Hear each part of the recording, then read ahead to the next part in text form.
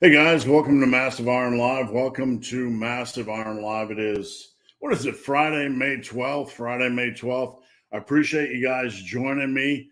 For those of you guys that are new here, I do Massive Iron Live every Friday at 11 Eastern, every Friday at 11 Eastern. So I appreciate you guys joining me. Please tune in every week. And for those of you that are faithful and tune in every week, I sincerely appreciate it. A couple housekeeping notes. Number one, my dogs are in here. Hey, Bubba, what's up? Bubba. There's Bubba, Snoopy, and Buddy Boy. They might bark. My wife's downstairs doing some work. And hopefully they won't be too obnoxious. If you post up a question and your question doesn't go through, try posting it up again. It's not me banning you or throttling you or anything like that, or ignoring you. Sometimes YouTube is really bad with questions, so you might have to shorten them. You might have to reword things. And if that doesn't work, if your question does not go through, please head over to Instagram, @BenTheBarman. Slide into my DM, and you can ask your question. I answer every question posted on Instagram DM, so don't feel like you're bothering me. Look at a long hair there. What are we doing? Shaving failure, right? Everything pops out when you're doing live. So, all right, before we get started, before we dive into questions, just a reminder, if I can pull it up here, just a reminder, if you post a question before live starts, you get a chance to win a free t-shirt, hoodie, Massive Iron Creatine or Massive Iron Whey. And if you are the winner, you can either head over to Instagram, DM me on Instagram @BenTheBarman, or email me, benthebarman@gmail.com. All right. So just a couple things before we get started. Just before we get started, my website is superlivingtoday.com. My coaching slots stay pretty full, coaching, but there is a coaching tab over there if you want to apply for coaching. Usually I have 1 to 2 slots, well, about 1 slot open up a week. Somebody's always transitioning to a new job or taking a break for summer or whatever. So I usually have 1 slot available. I don't usually overly advertise it, but if you're interested in help, you can apply. I never turn anybody down. I have a pretty good synergy with just advertise or not, just kind of keeping people aware that I do coaching.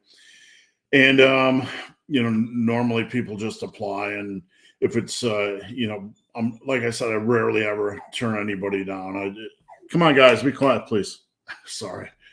So if you're interested in coaching, I'm not a once a week check-in guy. Coaching is what I do full time. And guys, please. Sorry. Coaching is what I do full time. And I check in 5 days a week. I leave my clients alone on the weekends. But once you sign up for coaching, we set up a time to talk on the phone. Everything is customized. We go over your goals. We go over your equipment, your injury history. And then we work together over time to evolve things and keep you on track. And I check in with my clients every day. They can do form checks every day. I take the relationship part of our coaching seriously, and I want to be there for you every day. I can't be there for everybody instantly, like instant messaging style, but I'm there every day to get caught up. So beyond that, before we get rolling, Team Massive, teammassiveiron.com. If you guys, please stop, please. Somebody's whimpering. Sorry.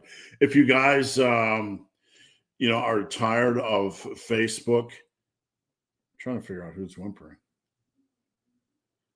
If you guys are tired of Facebook or all the negativity on the other social media platforms, please head over to teammassiveiron.com.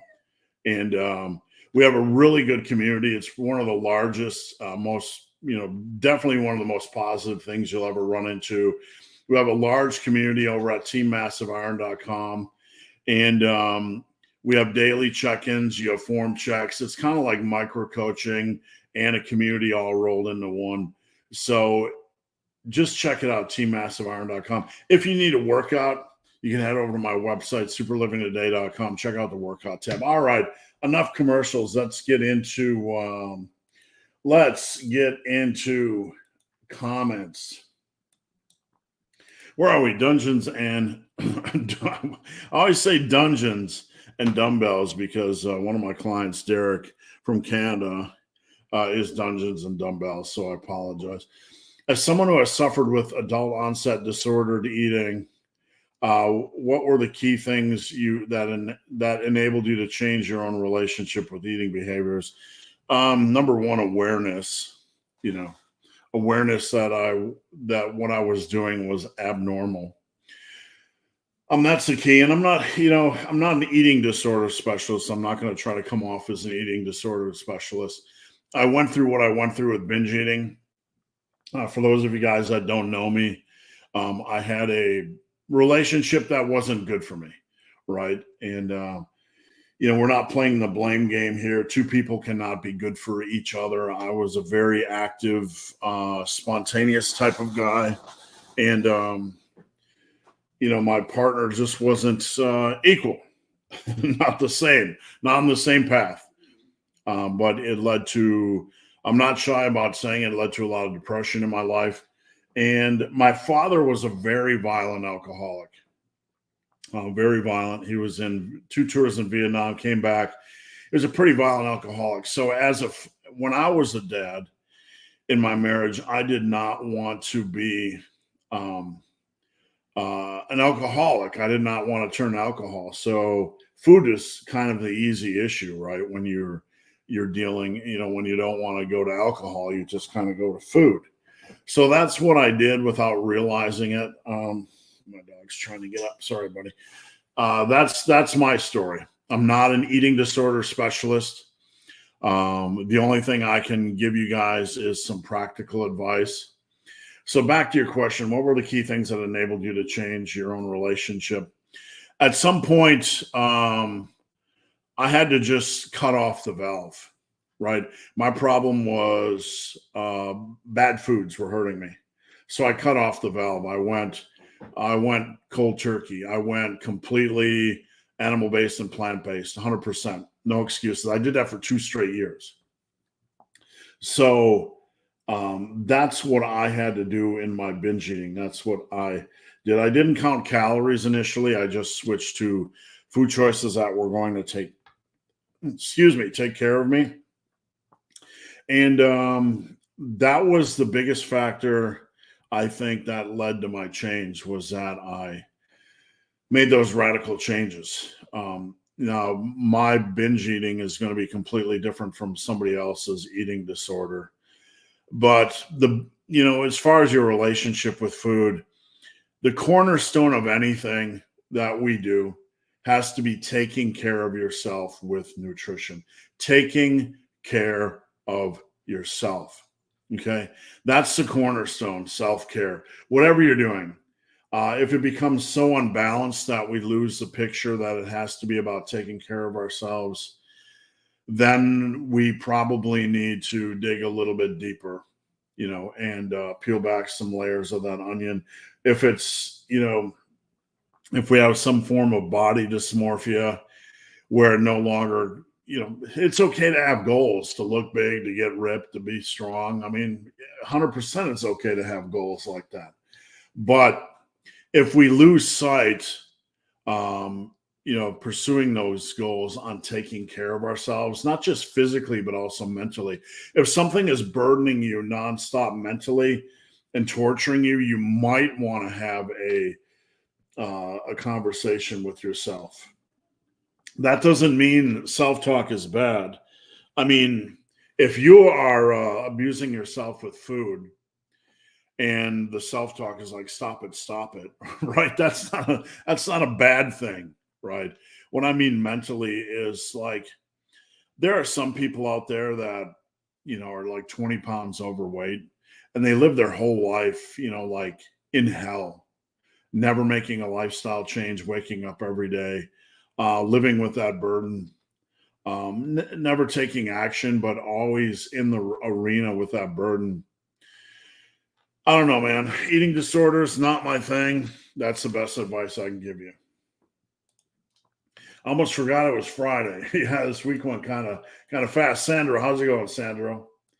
About the threes protocol, how many reps can I get approximately on the second and third set? So the threes protocol, for those of you guys not aware, is basically a top set and then 2 back down sets. So the first set, you're going to aim for about something you can do about 7 to 8 reps with, okay? And then you're going to back down in 10%, and then you're going to back down the third set 10%. Each set is performed for maximum safe quality reps. We're in it to win it. We're in it for the long run. We're not going to try to hurt ourselves. We don't want to punish ourselves or do anything ridiculous. So the threes protocol, once you hit 7 or 8 on the top set, then you move up about 5 pounds next time you do that exercise. So how many reps can I get on the second and third set? Everybody's different. Like some folks have bad days and get only 6 to 7. You should be getting at least 7 on the back down sets.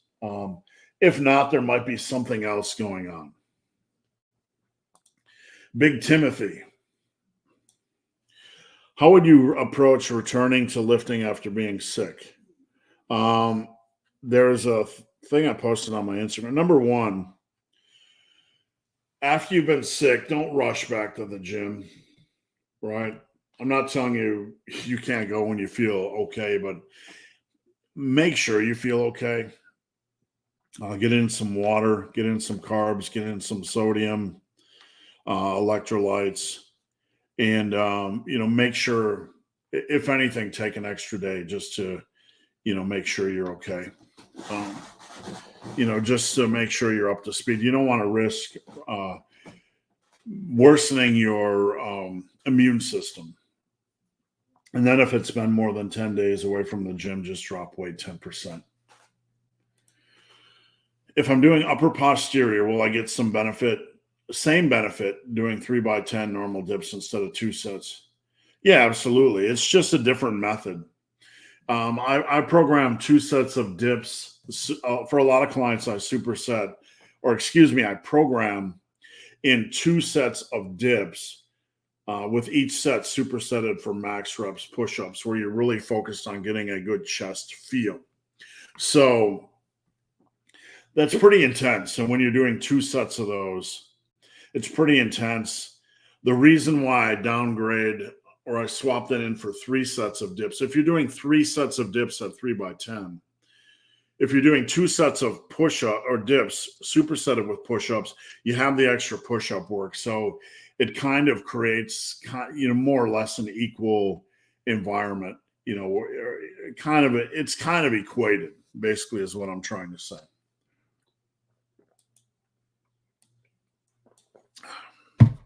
All right. Sorry. Got the Purple Monster locked and loaded. About your newest massive bench program. You rotate exercises every week. Right now, I don't want to complicate my workout. You don't have to alternate. I don't rotate every week. I rotate between 2 every other on some lifts, not all, on some. So I don't know if do I have the slide handy? Massive big bench. I think I do. Hold on. So you can see here's a massive big bench program. On the posterior days, there's no rotation. So let me go to slide number 2. Oh yeah, week 1 and week 2. Sorry. Week 1 and week 2, I just put squats and pause squats. And I put pendlay rows and dumbbell rows. Sorry. Usually I notate it different. You don't have, there's not rotation on everything. You can see on posterior chest supported rows, leg extensions, shrugs, chest supported rows, leg extensions, behind the back shrugs. You don't have to do that at all. You don't have to do that. So the question was, I don't want to complicate things. That's fine. If you want to stay simple, there's no harm in that. Exercise variety can be a good thing when it comes to hypertrophy. So some people work better with less variety in a program, guys. Some guys work better with less variety in a program, and that's okay. Just use variety when it's within reason for your program. Come here, you noisy little sons of guns. They're whimpering because they want to see mama. Who's crying? Huh? Everything's okay. All right. Snoopy, come here. Come here, Snoopy. Come here, Snoopy. Come here, Snoopy. All right. From your experience as a coach, what would you say is the hardest lift for squats? 100%. Squats are a deadlift. You have a few minor things you need to dial in. On a squat, there are probably only about 10% of people who are immediately right on the right track. And the rest takes work. It's a hard lift to master. A lot of guys, there's so much confusion, and the confusion on squats can create a mess, to be honest with you. Like on a bench, if you're overcomplicating things, trying to do a super arch and leg drive, I could just say, kind of relax, guys. We don't need to do that for hypertrophy, right? It's not usually causing anything critical to go wrong. But on a squat, you'll get guys, all kinds of things. Knees way out, or excuse me, wide stance, feet way out, knees can't possibly match the foot stance, or knees caving in, not using the glutes on the squat. There's a whole myriad of issues on the squat, and the squat is by far, in a way, the most difficult lift to master. And, I'll be honest with you, when I first started squatting back in 1986, it just clicked for me. Just good fortune, I don't know why. I didn't have a lot of squat tutorials, right? I didn't have a plethora of squat tutorials. I was just lucky. It felt natural for me.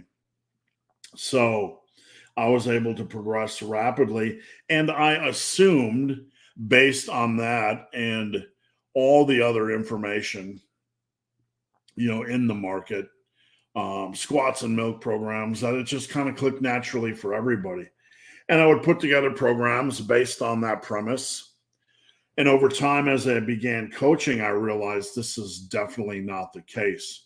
We're just kind of going about programming, throwing squats all over the place, ignoring the elephant in the room, that it's a very difficult lift to even get a functional understanding of. And all these programs where you're squatting 2 or 3 times a week as a novice completely are detached from the fact that most people are not getting much out of their squats and their form is dysfunctional. And that might sound very, very negative, but we have to look at that in the opposite way, right? People didn't understand why I was so much against novice programs that had squats 2 or 3 times a week. And I built them myself early on. But it is from the understanding that the squat takes time to get something out of it. There used to be discussions back in the day. I'm doing squats, but I'm not really seeing any leg growth. Why is that? And, there'd be varying debates and discussions on the reasons why. But if you want to know the honest truth, it's because probably 80% of the squats I see aren't really good enough to get much out of them. And that can be a hard pill to swallow. But when we can swallow that pill and we understand our squats need work, then we can begin to work on our squat. Does that make sense? What, if any, is the benefit to elevating one's toes versus their heels on a squat? There's no reason to elevate your toes on a squat. There's none. Don't do it. I've never seen anybody do that before, and I'm not sure where that concept came from. A lot of people, based on, bouncing back to what I just said, a lot of people don't have a good squat currently, so they look for fixes like elevating their heels to hit depth, and it doesn't correct the inherent problems that they're facing, like their knees are inside of their toes, or they're lacking tightness, or any other, endless number of reasons. So, people will try to elevate their heels to fix their squat, or they'll just say, I have mobility issues, I can't hit depth. Honestly, 90% of the time, these are not the solutions. It's not a mobility issue. It's a form issue. You don't know how many people come to me and say, my squat is good. And I'm like, you do not understand. When I say you do not understand, your squat is probably not good. It can sound arrogant, or it can sound like I know more than you. But look, honestly, not only have I coached on the platform, not only have I coached Special Olympians and coached in person, but I see probably pretty close to 100 videos a day between my clients and video submissions. That sounds exaggerated, but it's not. My client load, they can send a video every single day. I see probably minimum 50 videos a day, and probably upwards of 100 videos a day, and a good number of squats. I see easily 2,000 to 3,000 squat videos a year, right? So when you start to see the repetition, you start to see current themes, or consistent themes. I've noticed some leverage squat machines have a ramp to elevate the toes. Not really. They're not elevating their toes. You kind of have it, they're putting you in a position where you can hit depth more easily. It's the angle that's messing you up, but they're not elevating the toes. If you elevate the toes, you're going to have a harder time hitting depth. In an upper posterior, where would you place cardio? You can do cardio wherever you want. I mean, don't overthink this stuff. You just don't want to do cardio before a workout. You can do it after a workout. You can do it first thing in the morning, a few hours before your workout. You can do it on off days. I feel like doing them after posterior may make the cardio. Who cares? I mean, I'm going to say to you, Tim, who cares if it makes the cardio harder? That's part of conditioning, right? Are you trying to make your exercise easy? Right? Why? Why, Tim? Who cares if it makes it? Embrace the challenge, my friend. Embrace the challenge. I mean, seriously, I'm not being hard, but I'm just being real here. Never once did I not do something because it was going to make it hard. You got to get in the other mindset. Like, we don't necessarily need to try to construct everything to make it difficult, but we need to stop overthinking things so much where we worry about, if I do cardio after exercise, it makes it hard. I do running sometimes after leg days, and I know it's going to be hard, but exercise does not need to be perfect to get benefits from it, right?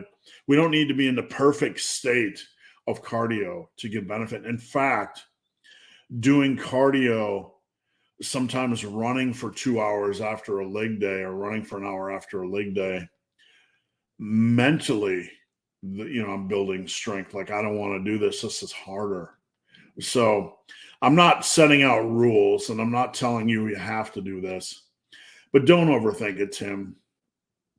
When a challenge pops up, do it. There's rarely a perfect way to slice together 4 upper posterior workouts in a week, cardio, or 4 upper posterior and martial arts or something like that. It's very difficult to structure all that without some type of crossover fatigue. So when that happens, you have to understand that's part of conditioning, and it's not going to be perfect, and that's okay, because that'll build conditioning. The reflection messed me up. I thought she was over here, but she's actually over here. I was indeed. some gross moves. Right. And Somebody was whimpering. was it you? No, I think it was Snoopy today. He's being a bigger, because look, he's the biggest boy ever. Oh, he's All the right. suckiest boy. All right, you Look guys, at the sucky one. you guys go bother your mom. Come on. Dad's got a long Come day on. ahead. Baba, we're not taking that with us. Baba, no, we're not. You're going to just. But doing them on rest days might allow one to push harder. Pushing harder is not a function, Tim, of feeling at a perfect. Like pushing harder is a mental thing. How hard you push is driven mentally. So you need to kind of let that go a little bit and think about the big picture. Work capacity and challenging yourself and putting yourself in unique situations. You're going to adapt. So just relax a little, Tim, and embrace the challenges. If you were going to be running either side of a leg day, do you think doing it either the day before? I would prefer to do it the day after. I take on a lifting program when you are lifting or running or lifting or doing MMA. My only real rule is to go into your leg day, posterior day squats and deadlifts with a fresh set of legs and lower back. So I don't like to do much before a squat or deadlift workout the day before. If you're going to have rest days, it's probably your best idea to put them in the day before a squat or deadlift workout. Does that make sense? And again, I'm not creating a rule. If you're squatting Tuesday at 3:00, you could run Monday at 3. I mean, I do that a lot. It leaves 24 hours of recovery. Just make sure you are feeling pretty recovered and that it's not, leaving you feeling like a mess. Tim, why do you think most general doctors, medical institutes recommend? Well, they're not against sodium intake. They're for sodium reduction. Now we have to understand this is a complex issue. Number one, I want everybody to understand that sodium is an electrolyte. It's a vital electrolyte, especially for energy. The one thing I learned from my years of ultra running is more so than potassium. When my sodium intake got low, my energy suffered. So low sodium is not a good thing for exercise, for active people, for long bouts of exercise. It's an essential electrolyte, and we don't want to restrict it. What we want to do is restrict overconsumption. Like if you're eating just animal and plant-based foods and using a little bit of salt, that's a good thing. That's a good thing. A little extra sodium for athletes is a good thing. This has been shown. This has been proven. This has been scientifically studied, and we're not idiots. It is when someone is living the fast food, processed food life where everything is so hyper filled with sodium that it becomes an issue. Sodium-potassium balance is really a bigger concern, okay? You want to have a good sodium-potassium balance. If your sodium is super high and you're living a fast food diet, you're probably not eating your potassium foods like potatoes, tomatoes, mushrooms, bok choy, whatever, right? So if you're eating a fast food lifestyle, you're probably not eating your vegetables. So your sodium-potassium balance is way out of whack.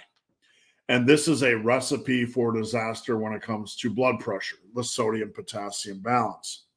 So if you are eating pretty reasonably and getting in your potassium-based foods and, living the 80-20, 90-10 lifestyle, healthy food to junk food, you're doing fine. You're not eating a lot of junk food. So you really don't have to worry about sodium, right? The bigger thing you have to worry about is, am I getting in enough potassium-based foods? You want to make sure you're getting in enough foods that have your potassium and calcium and your other electrolytes. So if you're not sure, just search foods that are high in potassium and make sure you're getting a couple of these a week. So that's why, Tim. But you need sodium for energy. If you deprive yourself of sodium and you are an athlete and you're eating reasonably healthy, it's only going to negatively impact your energy, or has the potential to negatively impact your energy. Stein, how's it going? Stein, Adams family, good morning, evening, afternoon, wherever you guys are tuning in from. Sandra, I'm doing upper posterior on machines and isolation. Excuse me. All the talky, right?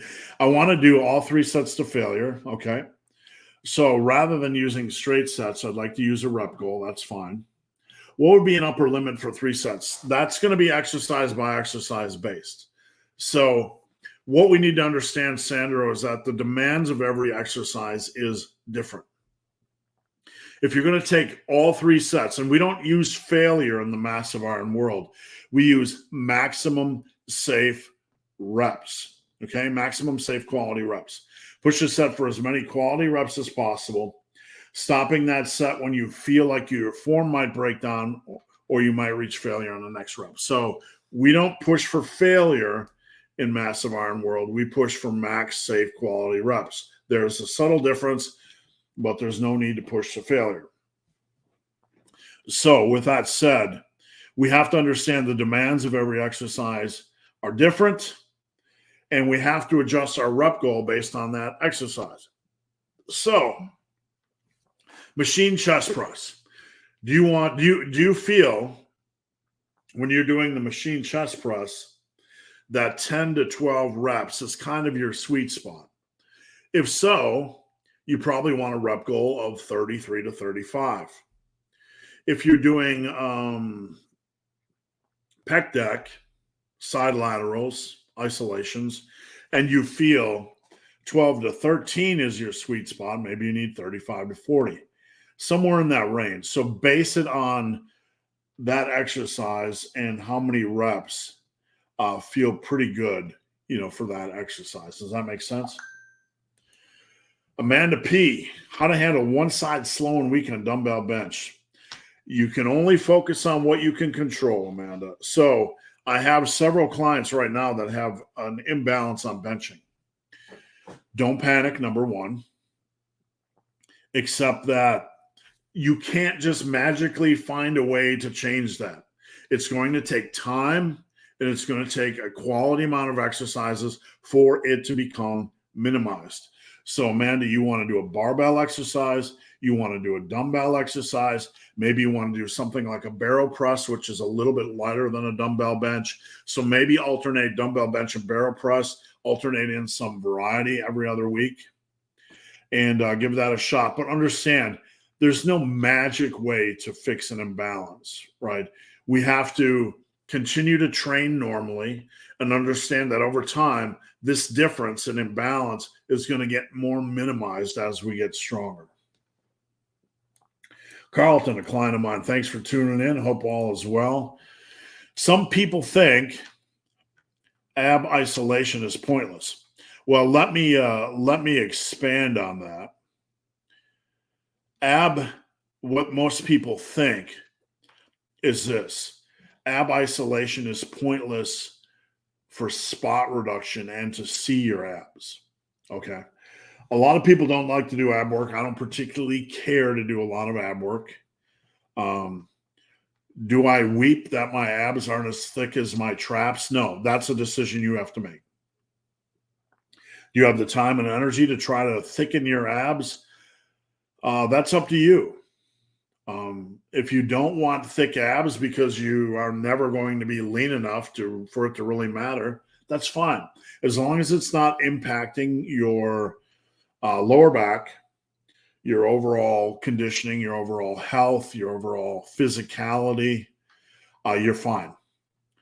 But there are still a lot of people that believe by doing endless ab isolation exercises that somehow they can see their six pack.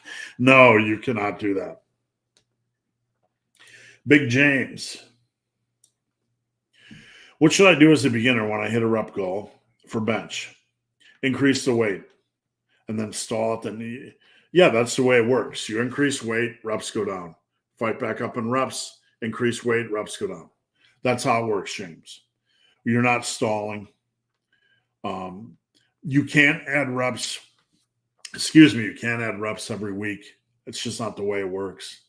If you could add a rep every week on bench, adding a rep is about adding 5 on your top set, adds about 5 pounds to your max. If you can add a rep every week on bench, your bench is going up more than 200 pounds in a year. That's not the way it works. So we have to understand the way it works. Does that make sense? All right. Can I change one machine isolation if not getting better in reps? Well, always understand that certain exercises have a limited progression opportunity. Dumbbell flies, concentration curls, side lateral raises, you're not going to get super strong on. They have a limited progression opportunity. So if you expect to hit a rep addition in those exercises every month, understand the problem is with your expectations. You're not going to do that. You have faulty expectations. You have false expectations.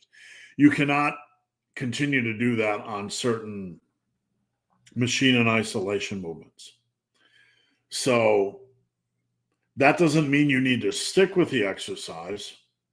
There could be a better exercise. So let's say for chest, you're doing bench, just for the sake of argument, you're doing bench, you're doing dumbbell bench, you're doing machine chest press or plate loaded chest press, and you're doing dumbbell fly or cable crossover. And you find that on dumbbell fly and cable crossover, they're slow progressors.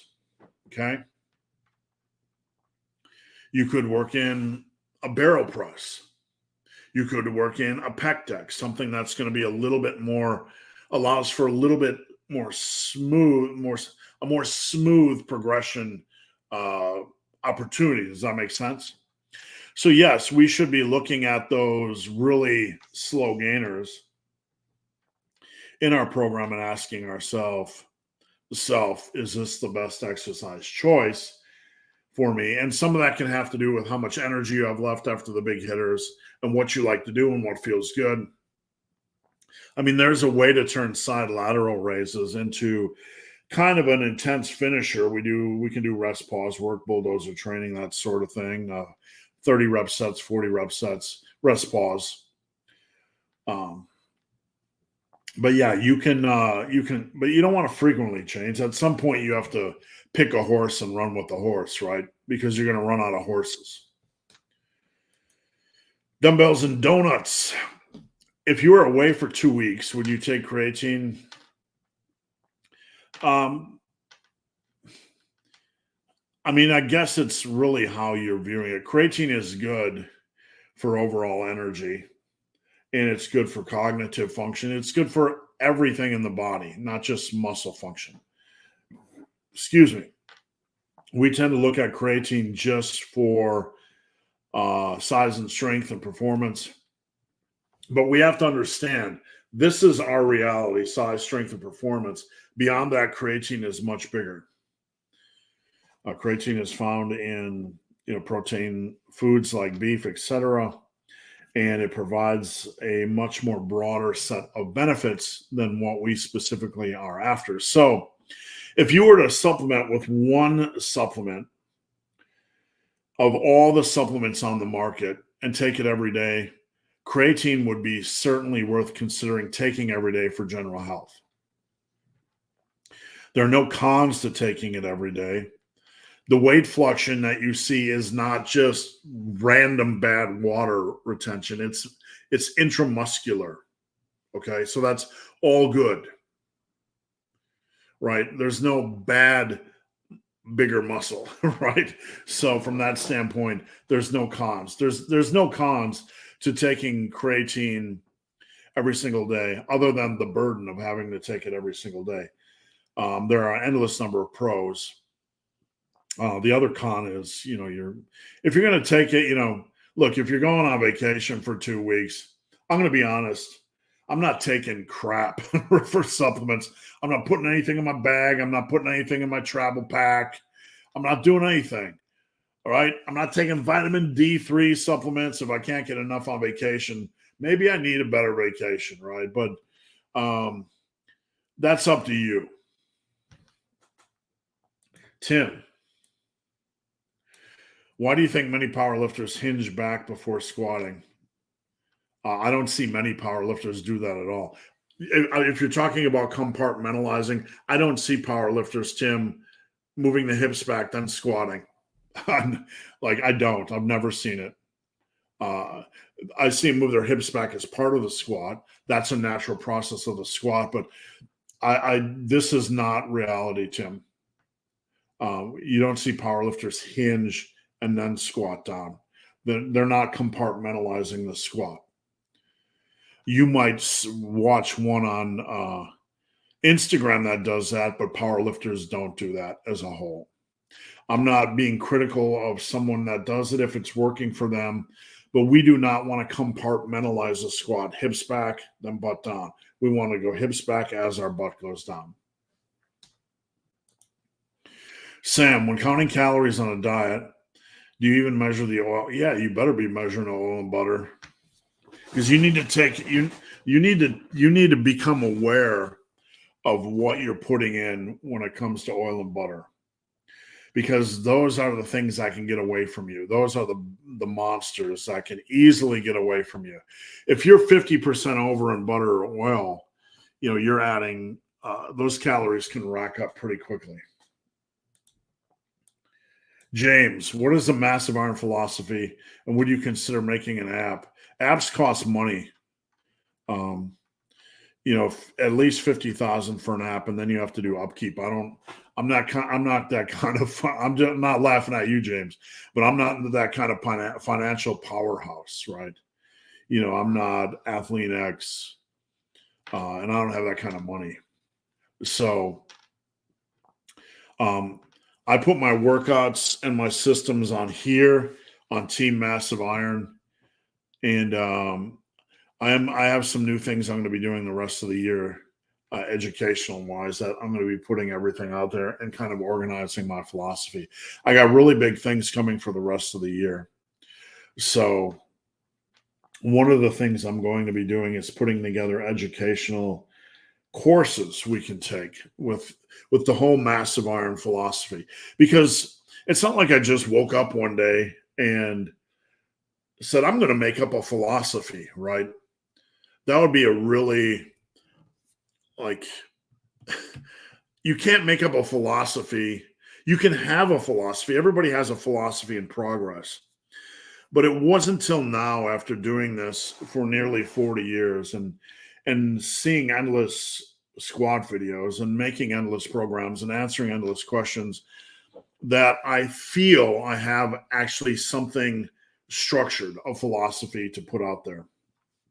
So I want to put that into education, where someone can go on and actually study what is the Massive Iron philosophy, and always understand that when I talk about my philosophy, it's not pitting myself against other people.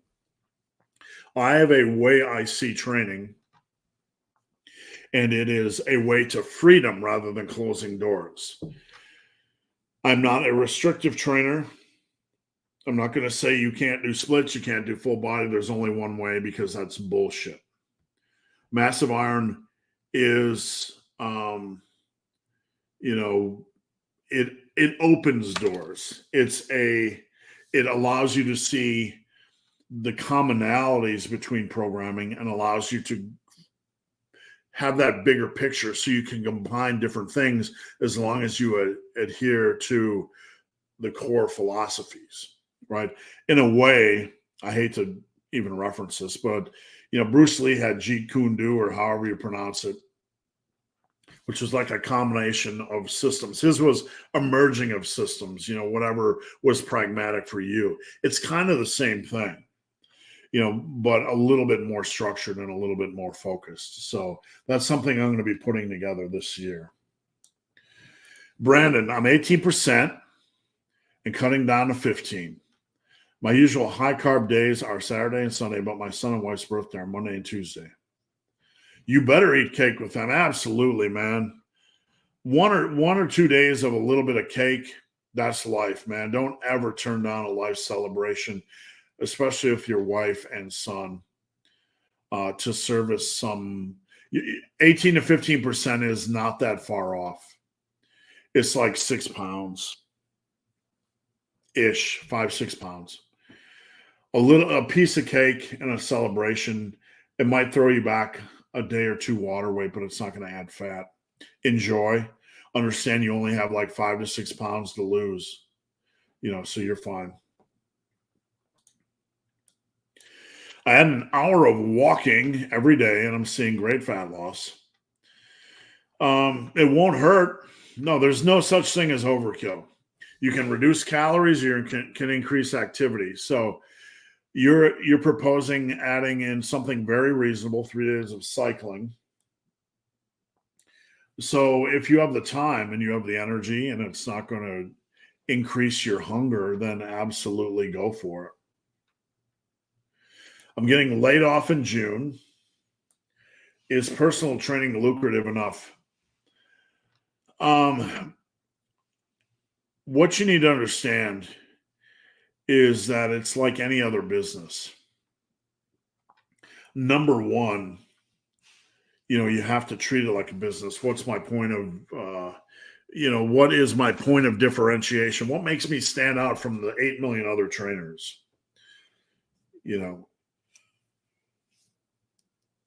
How hard it's going to be hard. How hard are you willing to hustle? Where do you lack education wise? I don't know enough about personal training because I've never been a personal trainer. I work with a lot of trainers. And the one thing I will say positive, Brandon, is that in any profession, 90% of people are knuckleheads. Okay. This is truth. And those of you guys that know will know. Like, if you do everything right,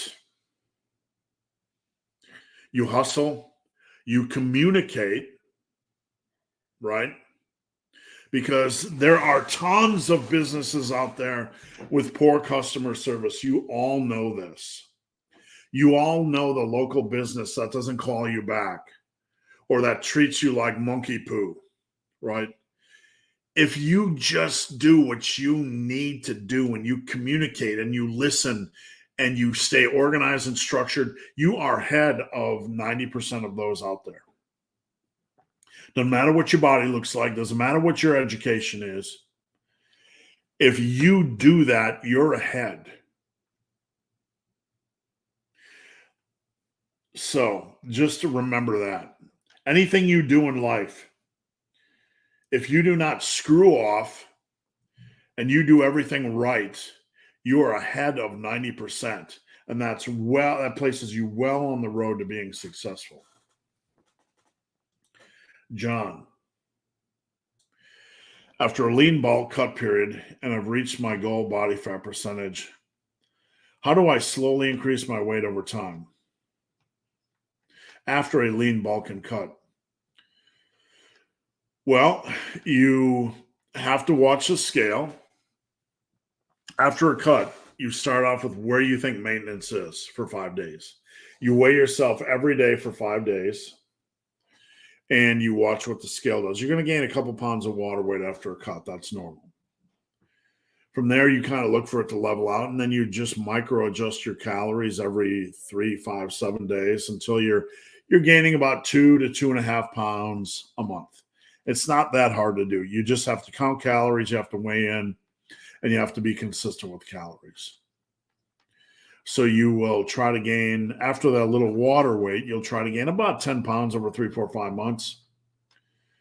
And then you can lose whatever you want to lose based on how you look. It doesn't have to be 10. 10 is just a rough estimator. You could lose 8, you could lose 12. If you're feeling a little fluffy, you could lose 15.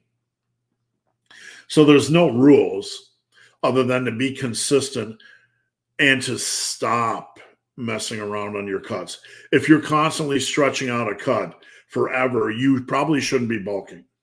If you can't get in and nail a 10-pound cut, you have no business bulking, because you're going to take a 10-pound cut and you're going to screw off. I'm not saying you, John. I'm saying in general. You're going to screw off and have it take 3-4 months. If you don't have the wherewithal, is that how you say it? If you don't have the intestinal fortitude to stick to a 10-pound cut and get it over with, you have no business bulking. Big Brandon. Brandon, I'm going to give you some freebies. So, Brandon, hit me up on Instagram at Ben the Barman, or email me, benthebarman@gmail.com. I'm going to send you a free t-shirt, a free hoodie, or a free Massive Iron Whey, or a free Massive Iron creatine. I've been using a bucket of rice routine I found on a rock climbing channel to work forearms. I know what you mean. I imagine when I heard that, I thought you were eating a bucket of rice. Sorry.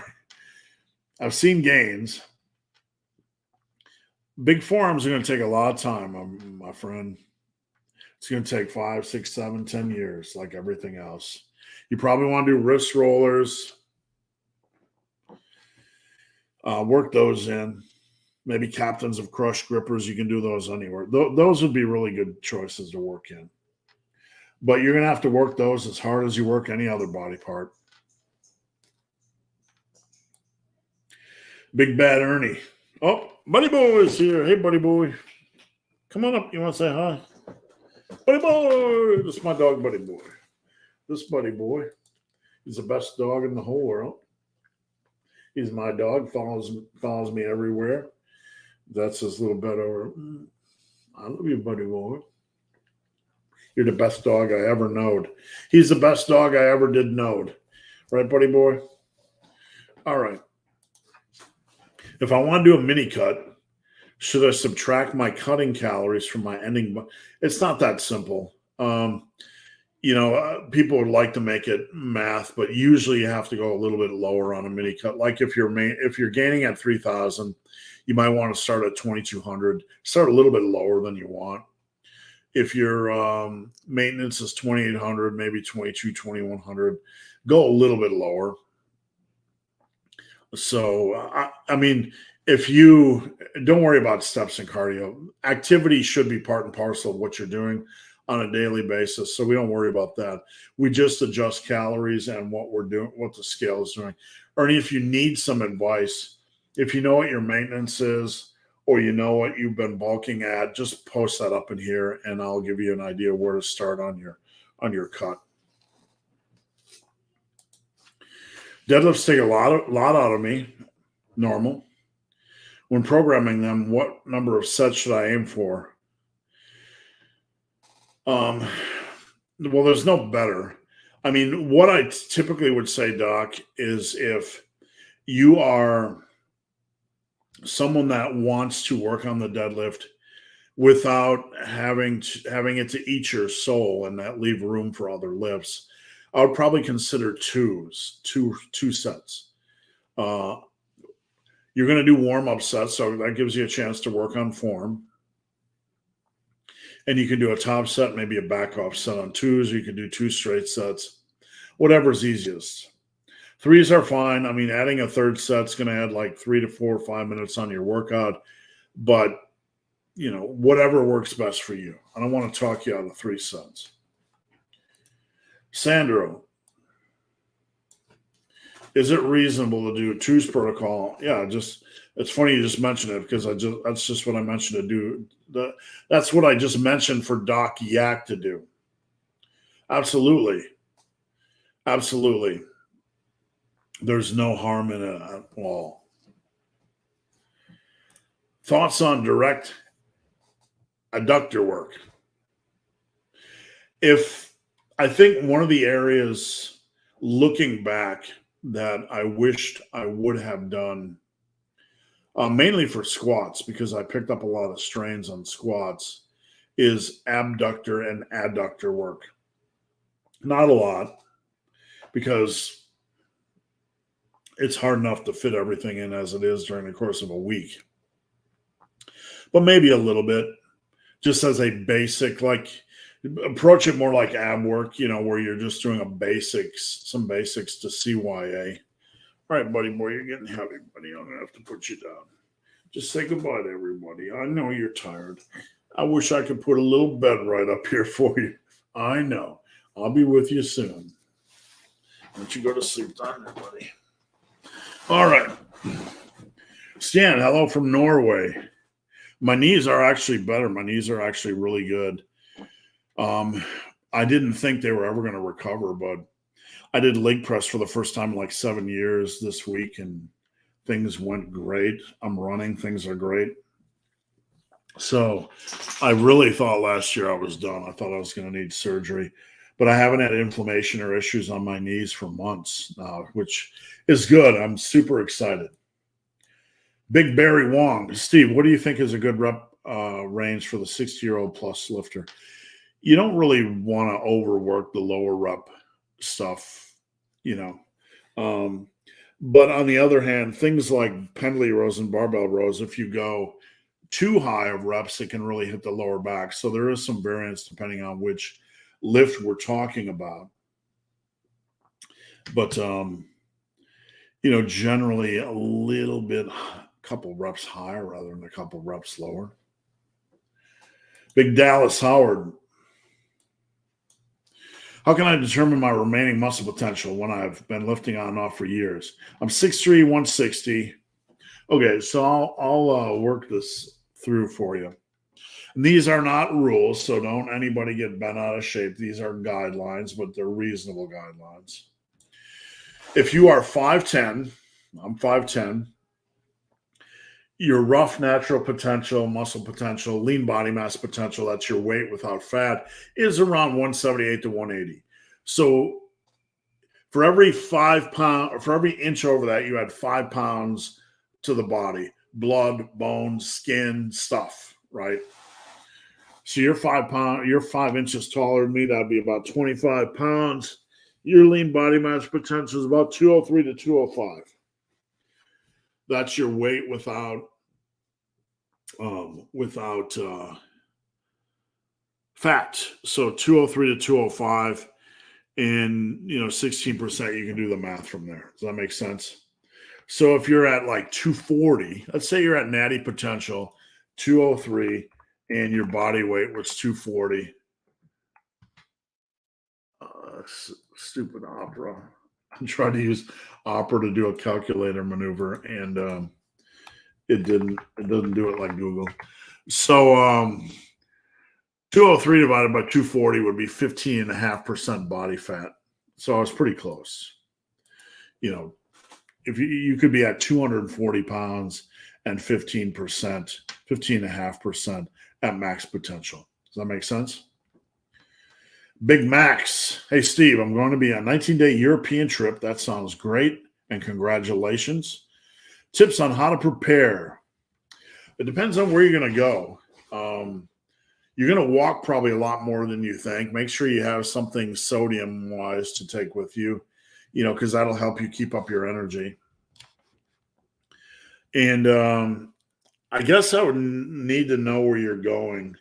Like every country is different. In Scotland, for example, we did a 10 to 12 day, and we only ran into like one gym.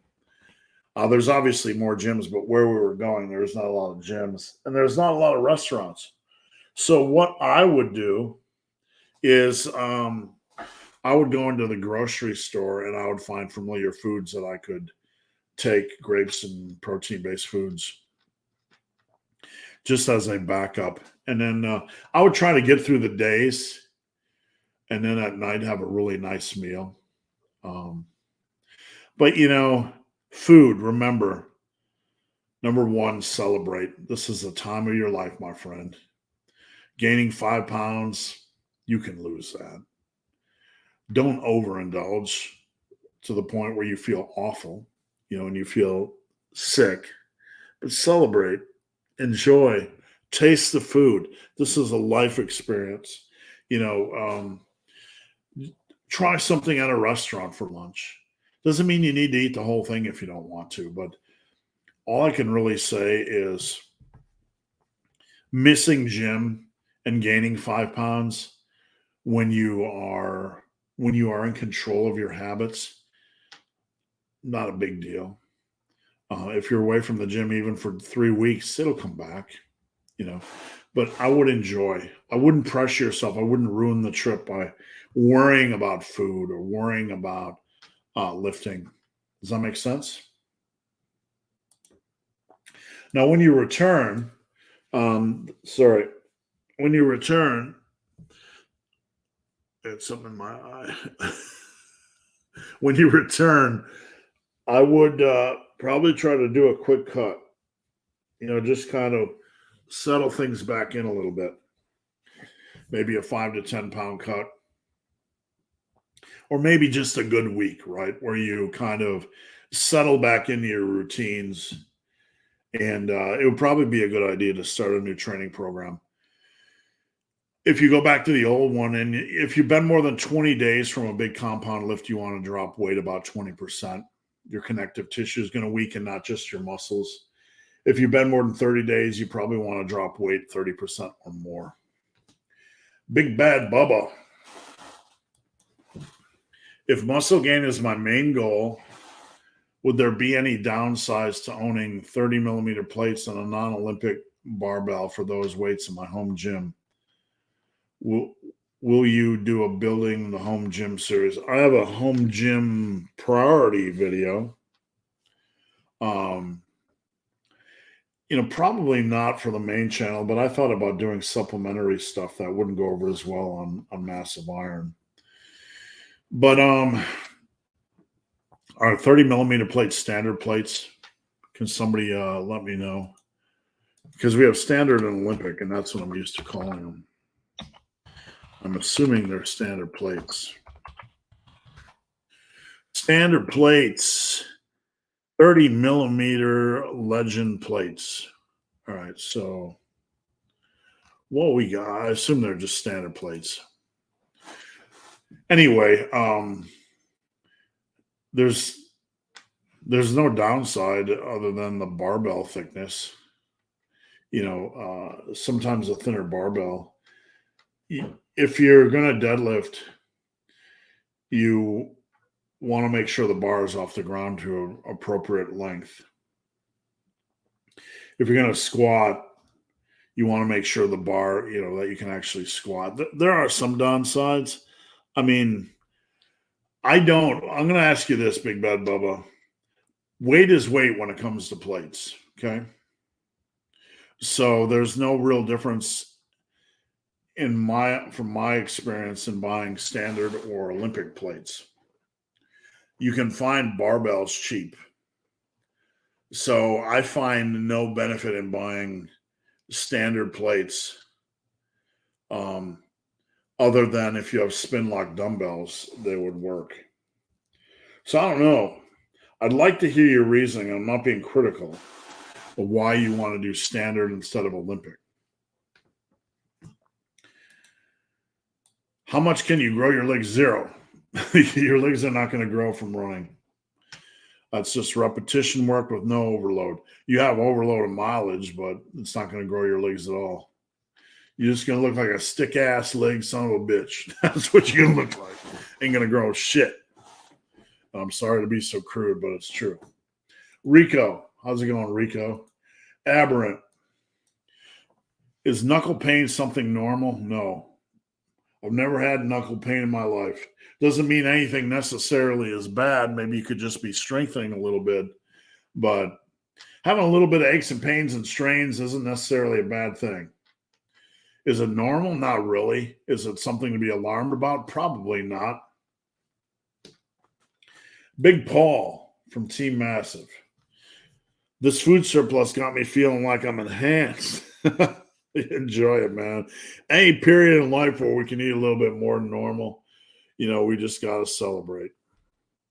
Celebrate and be thankful.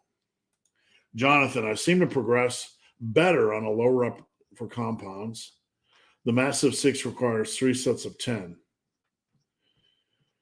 I wouldn't change everything to 5 to 8. I think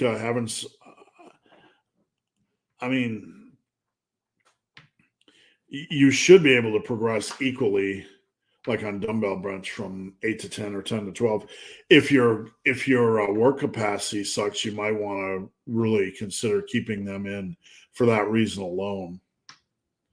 But I wouldn't stick all the low rep sets. There's really no inherent value in that, and every exercise is different. So I wouldn't arbitrarily move every exercise to that. No. Big Troy. Will growth be limited by genetics? No. Well, everybody has basically the same, like, genetics is such a complicated thing. I've always had skinny legs. Yeah, I mean, you can still, whatever you have, you can still grow by far more than you think you can. Does that make sense? So, whatever you've been given, think of it as a car. Anybody dumps a random car in the hands of somebody that knows how to fine tune a car, and they're going to get a lot more out of it than we would. That's probably a bad analogy, right? The fuck am I talking about? Sorry, little self monologue, but you know what I'm saying. You can get a lot more out of anything. Whatever you have, you can take it to levels you don't expect you can take it. Harut, how's it going? Happy Friday. 6F, what's going on? And Blaine, I noticed during deadlifts at the top of the movement, my left shoulder pops. Not normal, but something sounds like it's popping back into place. I'm not laughing at you. I'm picturing it like, I'm picturing this, Blaine, like you go in, you're all broke dick from work, right? You're all beat up, battered up, bruised up, something misaligned, something crack ass broken. You get in there and back in place, right? Free chiropractic. So no, I don't mean to be an idiot, but I like, the body's weird, man. That just goes to show how weird the body is. So I wouldn't be alarmed with it. If you're experiencing pain or discomfort, I'd go see a doc over it. But a loud pop, man, that's not normal. That almost sounds like, I'm wondering if you got some kind of connective tissue that's getting impinged or wrapped around something. I would if that happens consistently, I'd probably see a sports doc. That would probably be a good idea. Just a little bit of preventative medicine. James, any thoughts on the RP hypertrophy app? I'm going to tell you what, James, I'm going to give you my honest opinion. I'm not being hard to get along with here. I'm not being rude, crude, obnoxious, or whatever. But this is a Massive Iron channel, and I have Team Massive. And I'm just being honest, so I hope you take this from a place of honesty, James. I give 8 fucks about somebody else's programming apps. It's not that I don't care, but I'm trying to do my own thing. I know nothing about their app, but I will tell you, join Team Massive, you stick on my boat, I'm going to help you. I'm going to give you personalized help. You want some app to build you some random ass program based on cutting edge AI, or you want the big, hairy, ugly dude in Team Massive to help you based on 38 years of motherfucking experience, right? That's what I'm going to do. I'm not saying it's a bad thing. I don't know. I don't care. All I'm telling you, James, is what I have to offer. And I do care because it's what I love to do, and I want to help people my way. So do what you want to do, but always remember, you can join Team Massive Iron. You can let me help you. I don't know what their monthly fee is, but I only charge $49 for a custom workout. And you want to get on a phone call, I'll do a phone call for $99 and build you a workout right on the phone. So you can do that, or you can pay a monthly fee on their app. That's all I'm saying. I'm here to help, and I'm not putting down the RP app. You do what's going to be beneficial to you. All I'm saying is I don't have time to keep up on what anybody else's philosophies are or their apps or whatever. You know, all I'm saying is like you go off to somebody else's app, that's great. AI going to build your program, right? Or the big hairy ugly dude is going to build you the program. You get to decide what's more valuable to you. Larzo, stiff leg deadlifts always felt better and more productive than RDLs. Yeah, I mean, you want to look at the totality of your program. Make sure there's spacing between it and the deadlifts if you're doing both. But I like the stiff leg deadlift as a lift variation for the intermediate lifter that when it's done properly. All right, guys, let me get a drink. We're about an hour and 11 minutes in. Keep the questions rolling.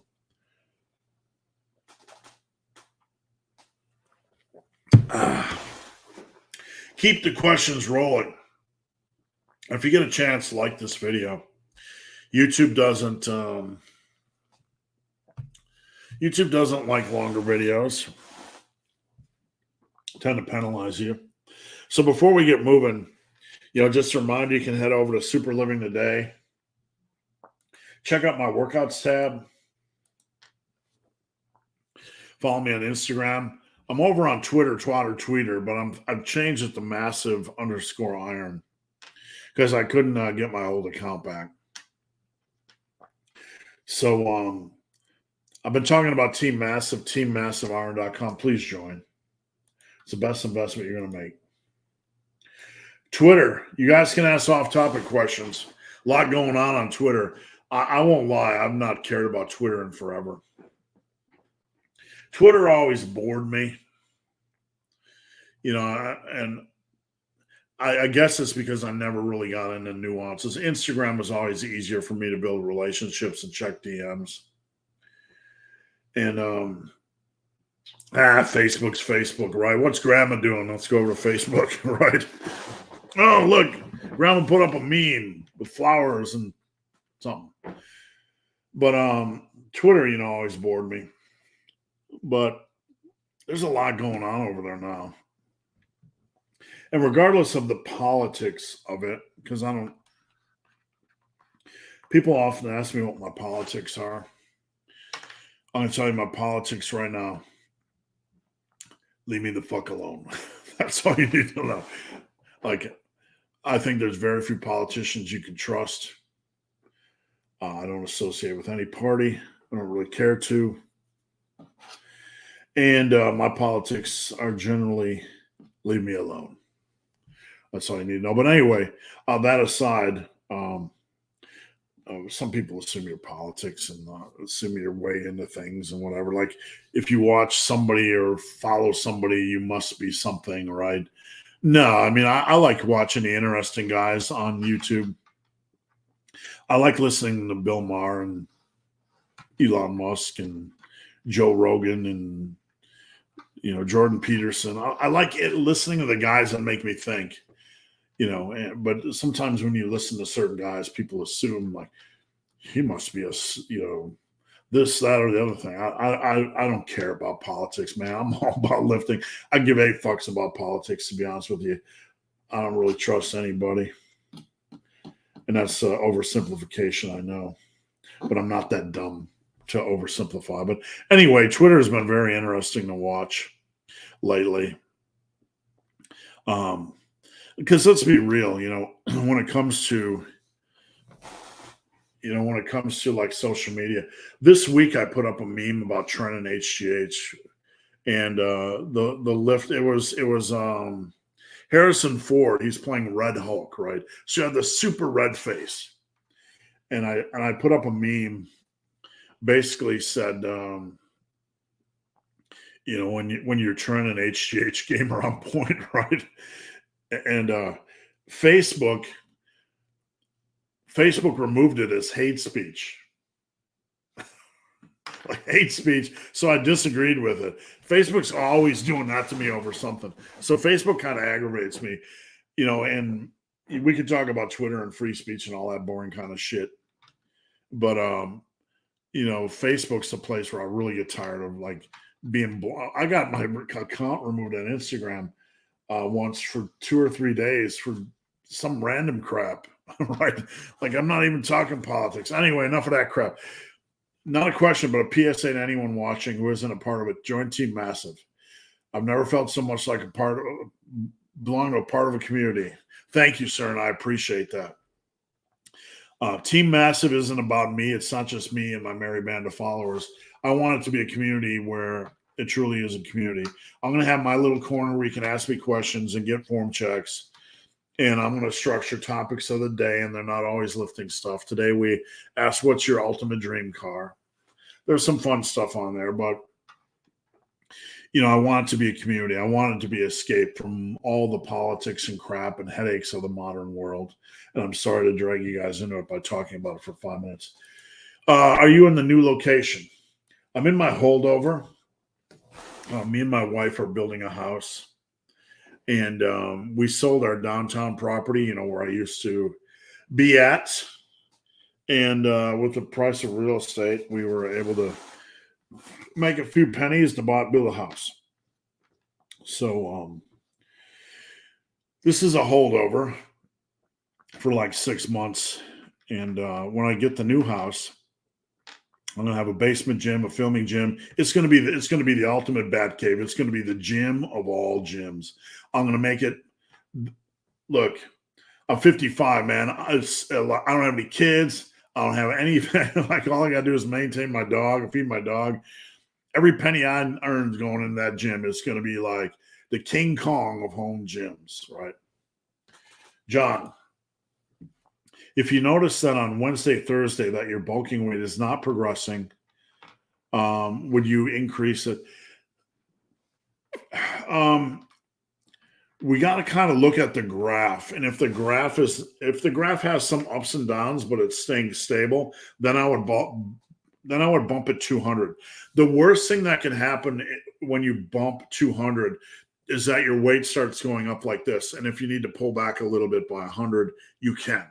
So whenever you make changes, it's okay to make changes. Just don't make radical changes, right?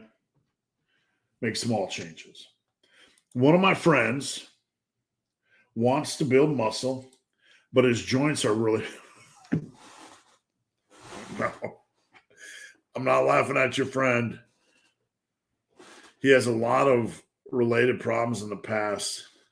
I don't know, man. I'm laughing because, like, I don't know. I run into things like this. Like, I want to build a big body, but my body's made out of glass. It might be. I don't know. I don't know, but this is something I could never comment on. I will be honest with you. I don't believe he's fragile. If somebody's so fragile they can't go work out properly, they probably need to seek medical help. That's why I'm chuckling a little bit. Don't get mad at me now. Don't get mad at me. I'm just being real here. If somebody's so fragile that they can't lift or be normally active, they need to seek medical help.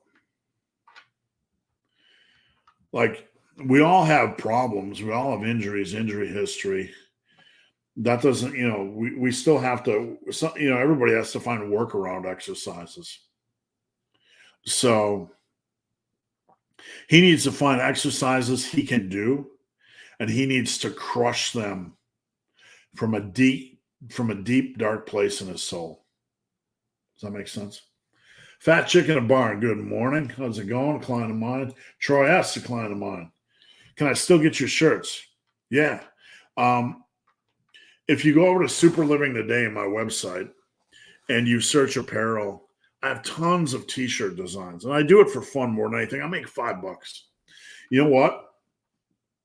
On 420, I'm just telling you how it really is. On 420, I put together a sale where I sold t-shirts for $4.20. I lost $12 per t-shirt on the Next Level shirts. I lost. So that was my gift to everybody from selling my house. I didn't expect to sell 120 shirts. I lost $1,500 personally that day. I'm trying to pat myself on the back, but I'm just letting you guys know I don't make money from t-shirts. And so if you support my shirts, I get like $5 right now. But yeah, I have a supplier, a distributor in the U.S. and in, I believe, near London. So if you're in Europe, usually when somebody orders from like Sweden or Norway or Scotland or whatever, they get it within 2 days. It's crazy fast, 2 or 3 days. Got a tank a year ago and 2 inches girth on my testicles. Yeah, I have a distribution center over around London. James, going on a cut June 1st. What can I expect? Strength going down, lower reps.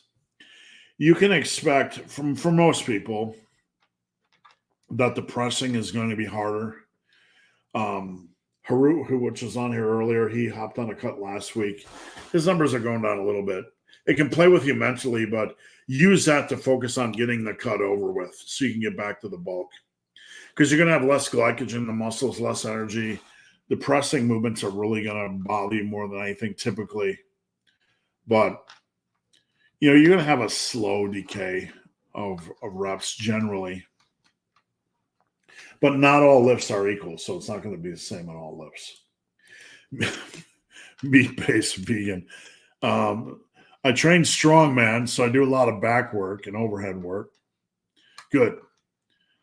Things I love to hear. My shoulder blades always seem sore no matter what. Warm-ups or special exercise not going to help. It's just food, sleep, and just temper yourself. Be cautious so you don't get hurt. But no, there's no exercises that are going to help. Your training's pretty intense. You can either include extra rest days, extra food. Will you have a debate?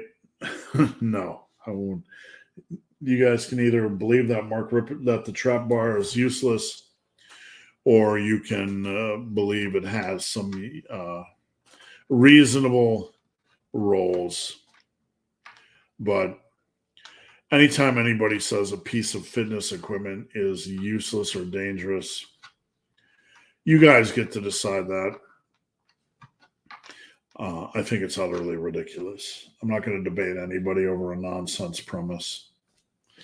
What are some tips for optimizing a home gym on a budget in terms of non-lifting stuff? Non-lifting. Well, the pads you put down, you can, if you look on Amazon, and somebody correct me if I'm wrong, but if you look for like gym pads or mats, I believe they're more expensive than if you look for like yoga mats, or like you can get these foam little things for kids like playrooms where you can connect and they're multicolored. Ugly as heck, right? But I believe those are cheaper than gym mats. They might not be the same quality, but if you're looking for something to put down on the floor, you can even put carpet over that. We found some cheap carpets, big carpets at Walmart, and we put over the floor.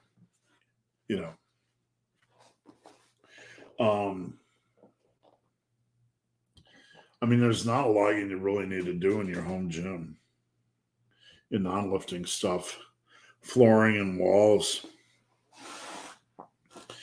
And your gym, if you're going to paint your gym, you don't need the fancy boy paint, right? Because it's just cheap. So I don't know. You don't really need much. Just make sure the floor is level. Big hairy ugly dude, when running or some form of LSS cardio be sustainable with a normal training split? Absolutely. Everybody should be doing some form of cardio. It's 100% sustainable. If you're going to, like, if you add in cardio and you feel run down, worn out, whatever, that's probably an indication you should continue to do it. Not being hard, but just being real. We need to take care of ourselves. We need to have some form of steady state cardio, just general movement as a baseline. They've stopped doing the Purple Monster in the UK. Why? And I feel like a part of me has died. Why would they do that? That makes no sense. Purple Monsters.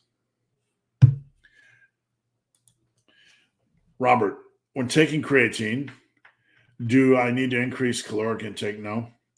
I'm trying to gain. All it's going to do is it's going to bolster the muscle cell. It's going to lend itself for more volume, generally more water, which can help, force production and performance in the gym and brain function to a minor degree. You don't need more calories. Just do your whatever calories you have, Robert. Let that be according to your bulk or cut.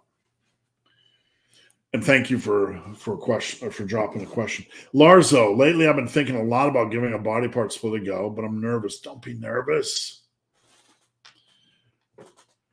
Leave the cult, Larzo. Leave the cult, Larzo. Come out of the darkness. You guys know there's no one way. Body part split, full body, upper, lower. Most of my clients do upper posterior variations. There's no one way. I don't care either way. What I do care about is the people telling you that body part splits don't work or they make a dramatic. It's such nonsense. It's crazy madness. It's madness. I fucking love them. I get to go in and just wreak havoc and laser focus on one body part. Should you love them? You don't have to love them because I love them. But then I get a week off. So I love them. Give them a try for personal experience. You don't have to like them. Type O negative. Well, in the second month of bulking and feel strong like bull. Weight gain coming along. Thanks for the guidance. Keep it going, keep it strong, and thank you, sir, for being part of Team Massive. Larzo, the more I think about training styles, I realize body part splits make the most sense. Traditional upper-lower works, if you don't mind, let's find upper-lower. I think a lot of the traditional splits are junk. There's better options. Upper-lower is not the best option. Upper posterior is a good option. It's a better option. Who wants to just do 2 lower body workouts a week and then cram all your upper stuff into 2 days? It sounds good on paper, right? And you certainly can make it work, but like even the push-pull legs is not the best. We're going to do the same thing. We're going to cram everything on a push because it just sounds evenly split like push-pull legs. Both of these cram the upper and they're decent splits. You can get a lot out of them, but are they the best options? No, we're smarter than that. We can devise better programs than that. 1 cent. At what point would you suggest a belt? You don't really need, there's no point really. If your form is down and your bracing is good without a belt, you can consider a belt. You want to get a 10 millimeter single prong. Do not get a double prong. You will hate your life. A single prong is much easier to get on and get off. Or you can get a Velcro belt if you're one of those Velcro shoe type of people just laughing at you. I got a Velcro Coros 2 Pace 2 something. So yeah, but if you get a belt, get 10 millimeter single prong. And you're going to have the belt for life. You're probably only going to buy 1 belt. unless you're like one of those guys that just wants to collect belts. Big Ben, a client of mine. Should I do conventional deads every week or alternate? I like alternating, so it doesn't necessarily have to be sumo. I like alternating conventional with sumo, hex bar, or pulling off the floor. So at any given time, whatever option you like is a good choice. Mark from Team Massive, who's not lifting related, but what advice would you give to someone who's going through a breakup? Number one, get a lot of ice cream, get a lot of nachos. Go in, like, take a week and just go in your little man cave with your nachos and your ice cream and your cigars and your beer, whatever your stuff is, Mark. Go in your man cave, get all your favorite man movies lined up on Netflix, or your soccer matches or your rugby matches or whatever you're doing. We're going to be in there for a week with lots of food. So you go in there, you're going to eat, you're going to smoke your cigars, you cry a little bit. You're going to go through the natural process of detachment, which is okay. We're not making fun of it. Love hurts, love stinks, all that kind of good stuff. Give yourself time. Watch your man movies, smoke your cigars, eat your ice cream, eat your nachos, drink your beer, slam your whiskey. Get it out of your system. And then you come out of the bat cave, the man cave, the Mark cave after a week, and it's time to move on. Whatever you do, don't go back, right? It's time to move forward. If someone's in the rearview mirror and they're like, I'm going to change, right? They need like 2 years to change. So you go about your business. You come back in 2 years. If I'm still around, you go for it, because there's billions and trillions of people on this planet. And just because something was,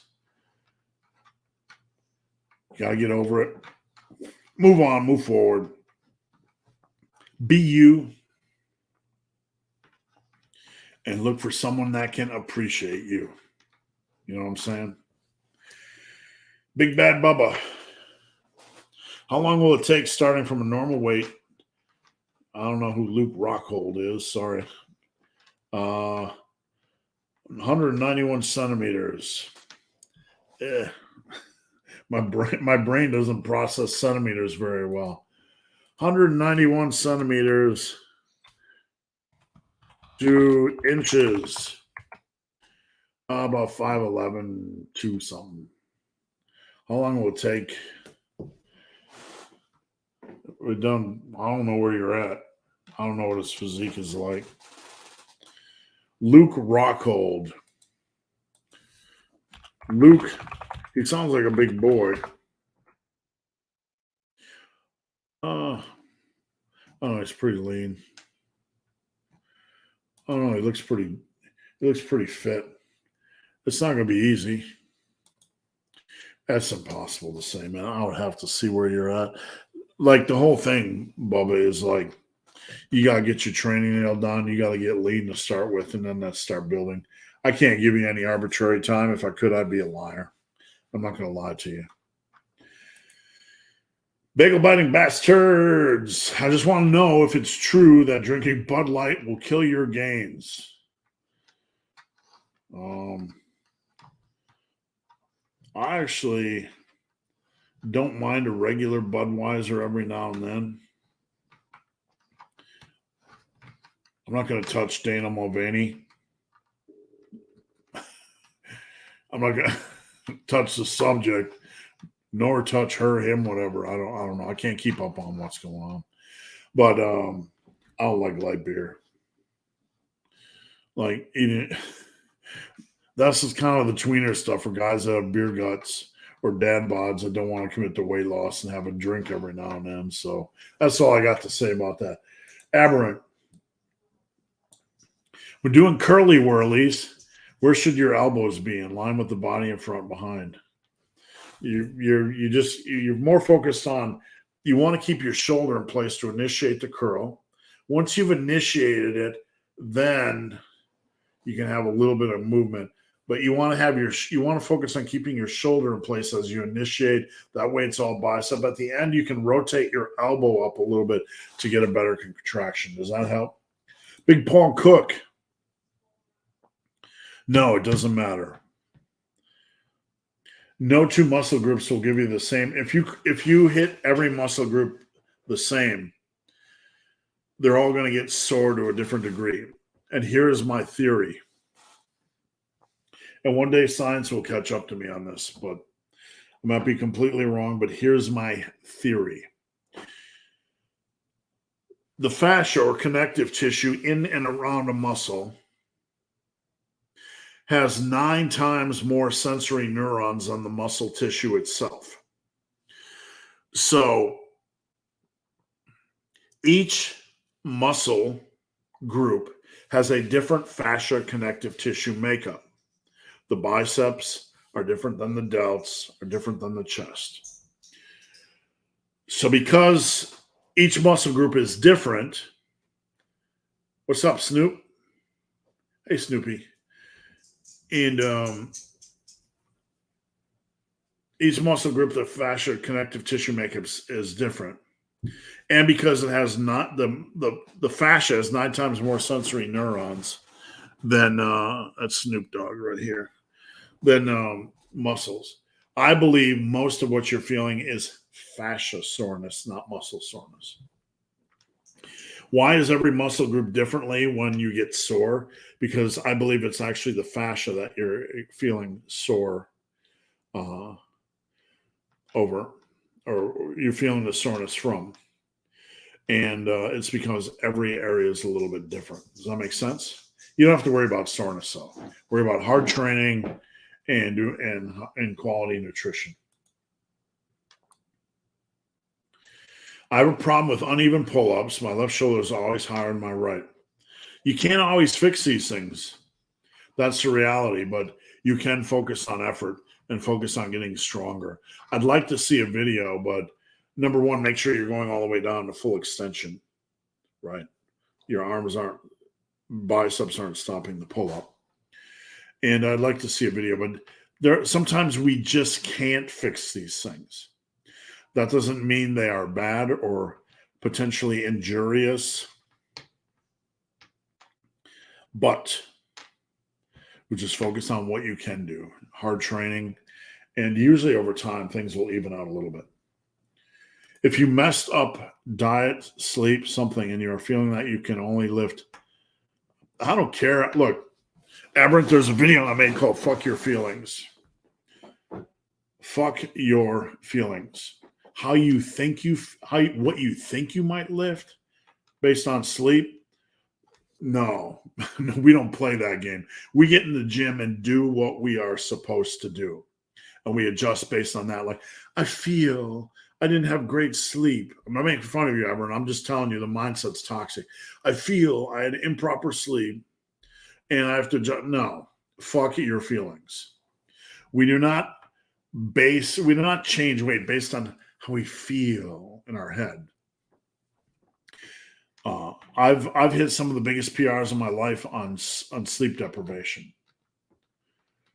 Don't add sets, don't drop weight, do your damn program. And if you can't because of sleep or diet, just stop, get out, and come back to your program. We don't deload, reload, unload based on feelings. We don't. Fuck your feelings. Hey, Steve, any fix on feeling forearms too much on a curl? That just means your forearms are weak.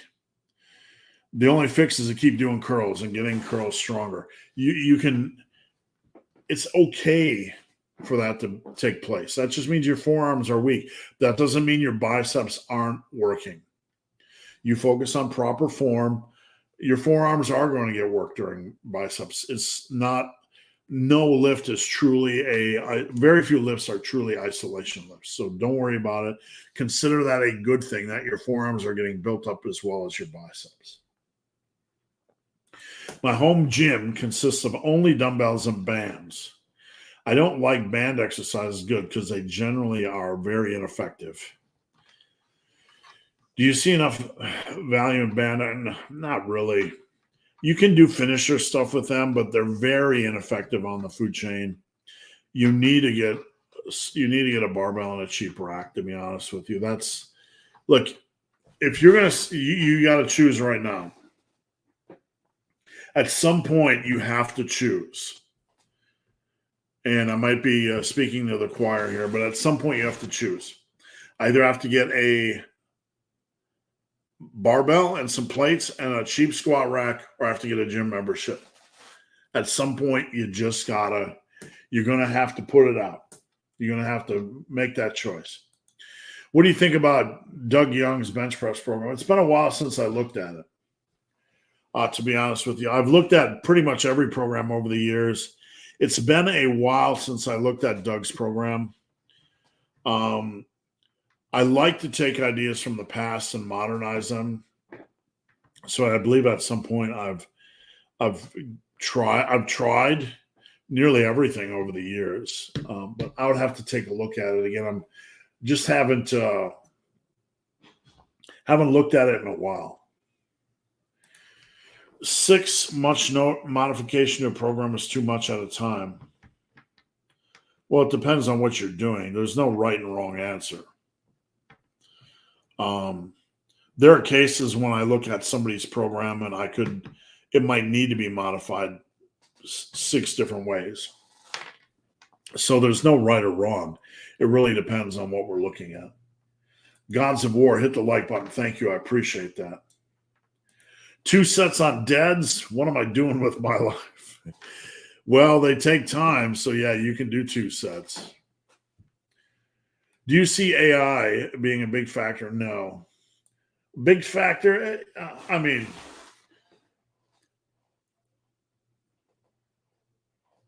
here's my thoughts.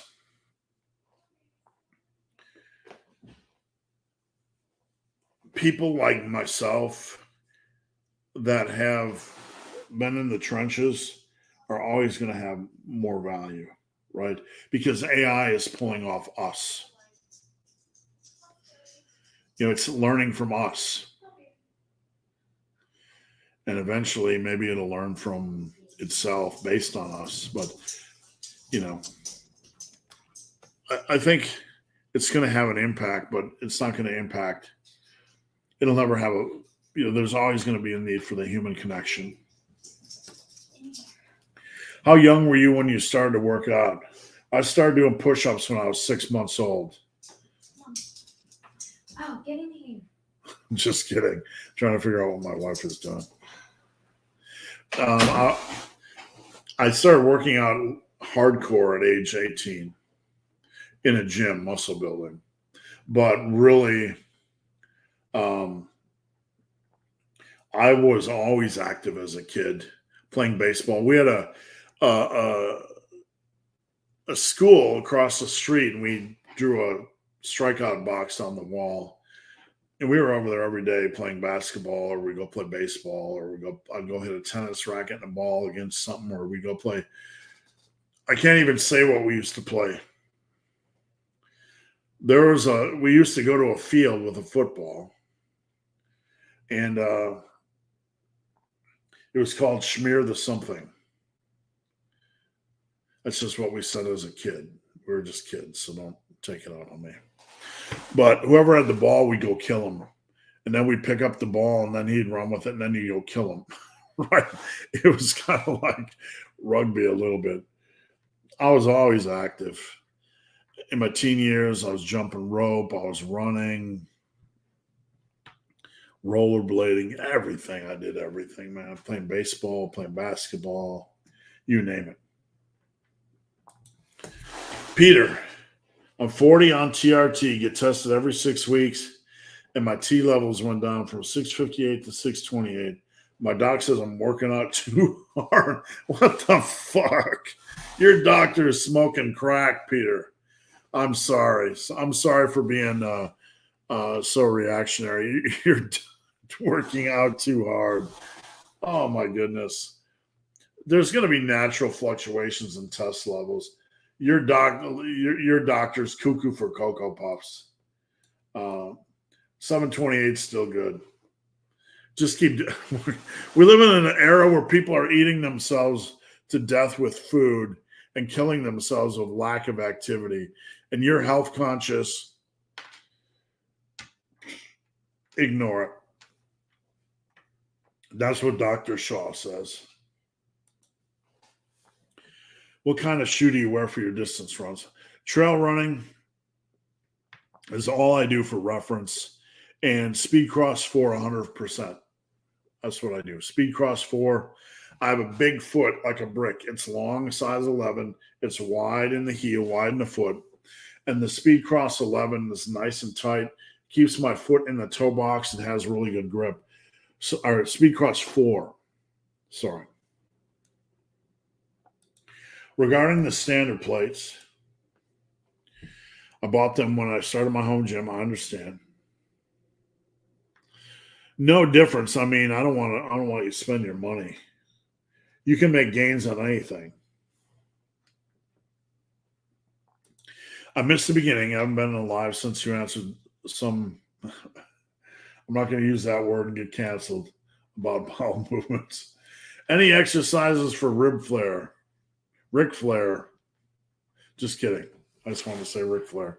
I don't know what that means. You got ribs poking out. Like if you have protruding ribs or whatever. I don't know if it's a condition or whatever. I'm not trying to be dismissive, but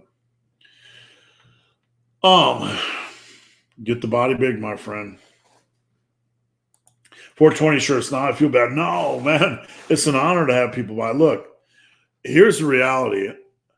I bought a downtown property in the middle of nowhere, USA, for dirt cheap. Real estate went up, way up. My property doubled in value in 5 years. And I sold it. And it's not like I'm some real estate mogul or some Richie Rich, dickwad.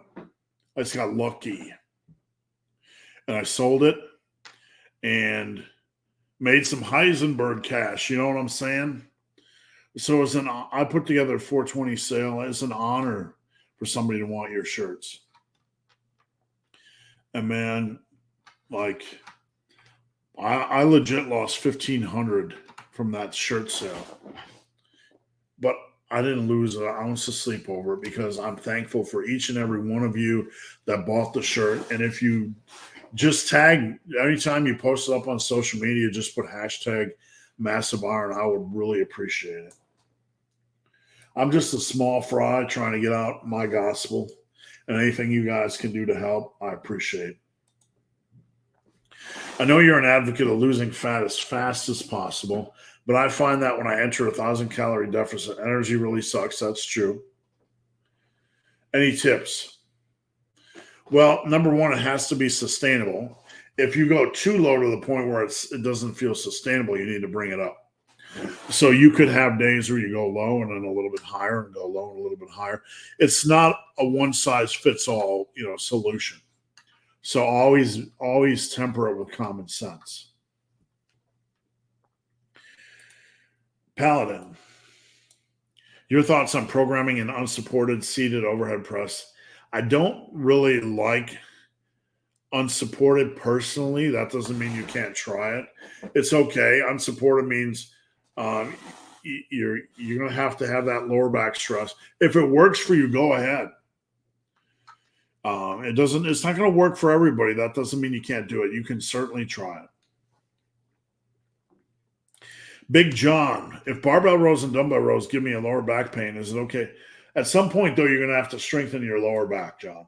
And I'm not being, I'm not trying to be hard on you, but you see, the cable rows and lat pull downs are great exercises. But what kind of lower back pain are we talking about? Discomfort, soreness? Then we might have to have a little sit-fu, suck it the bleep up. Barbell rows, maybe try Pendley rows, maybe try barbell rows a few inches off the ground. But what is back pain? Like, are you getting severe back pain, or is it just discomfort from the lower back trying to grow and get stronger? That's my question for you. I don't know.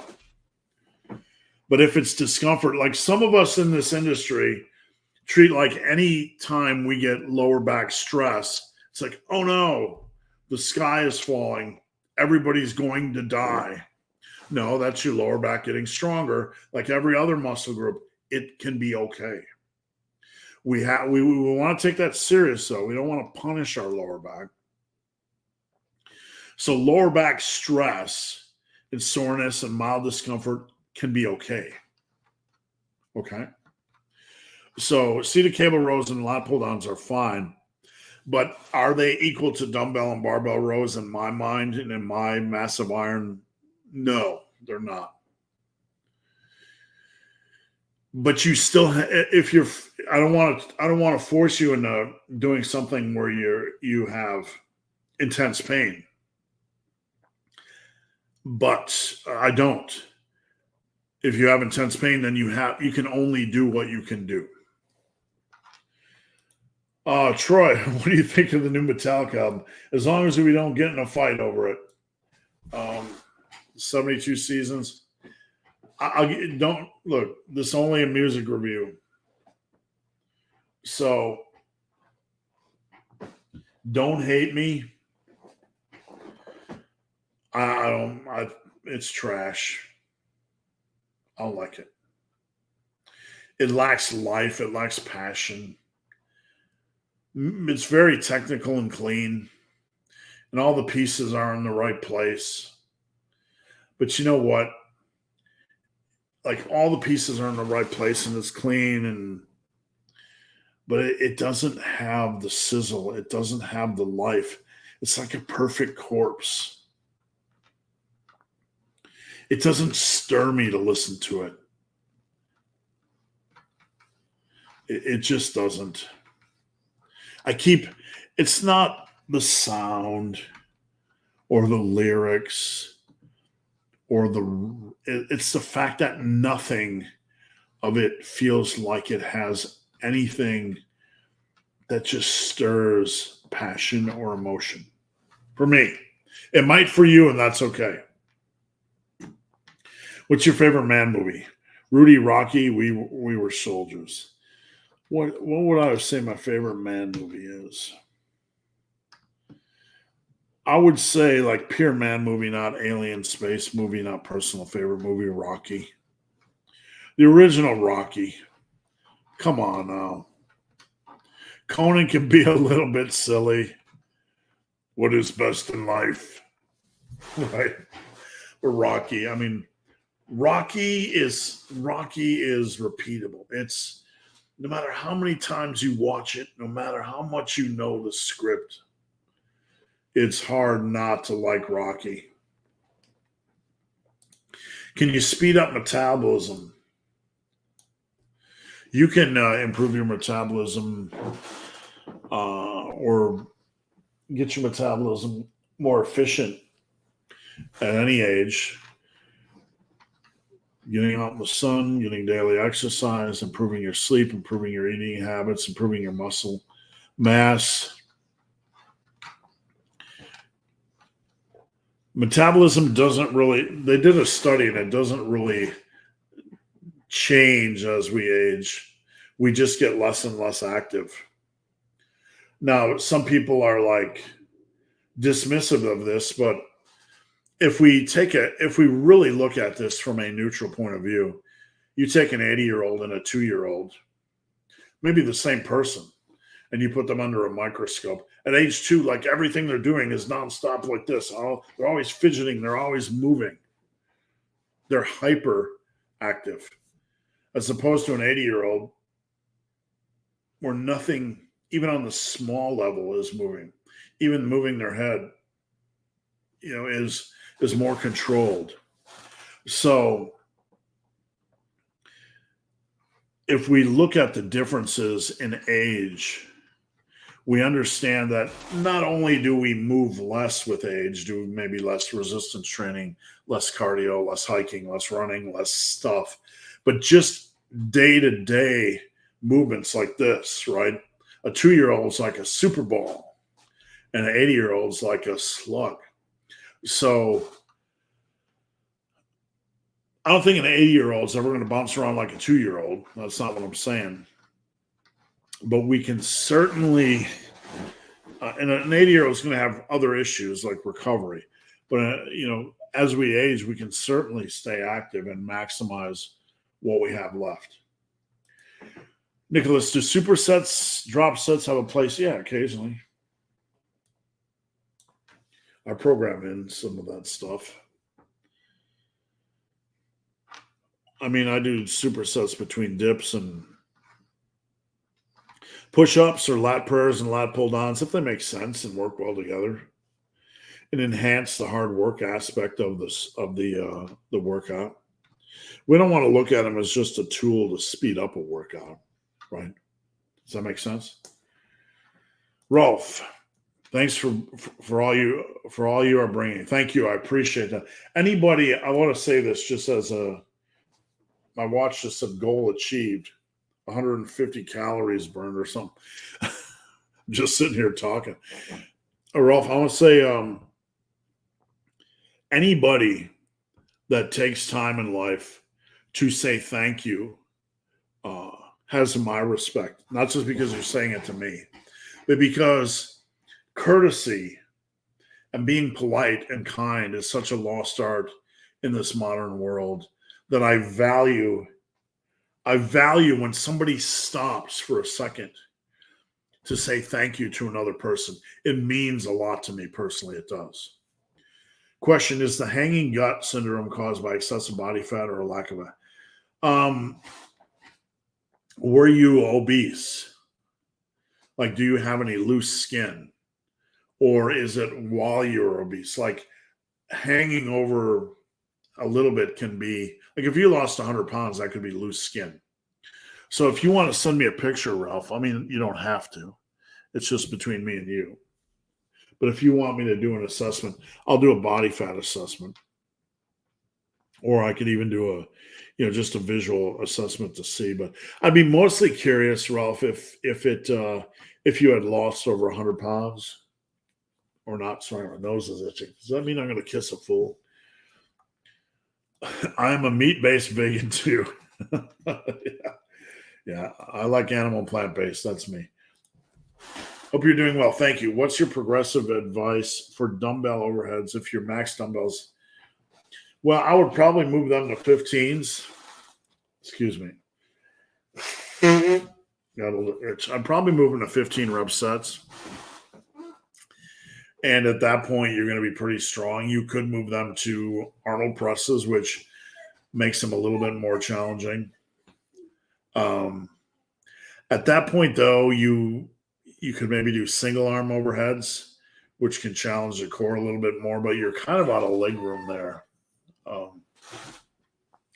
You could switch to rest pause. That can be a little bit tedious. That's probably your last resort doing bulldozer sets or rest pause work. You could, just a little pro tip, if you guys have a little bit of extra money, you can get wrist weights, okay, which can add X amount of poundage to your wrists.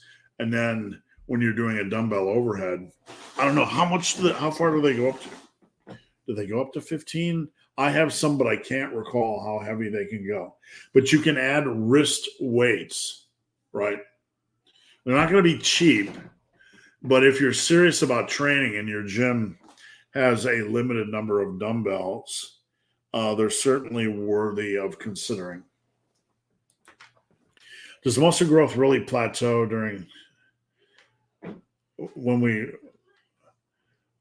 realistically, when will most of us age stop?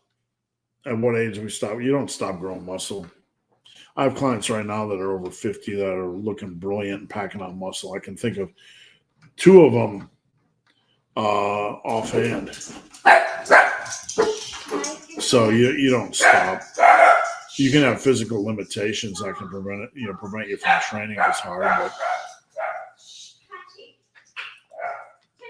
I have shoulder tendonitis and heard it's for life. Okay. I don't want to be a wimp. Well, all you can do in anything, Nicholas, is the only thing you can do is find exercises you can do and do them. That's all you can do. Like, I'm never going to call somebody a wimp for having an injury. I would only call them a wimp for not finding exercises they can do.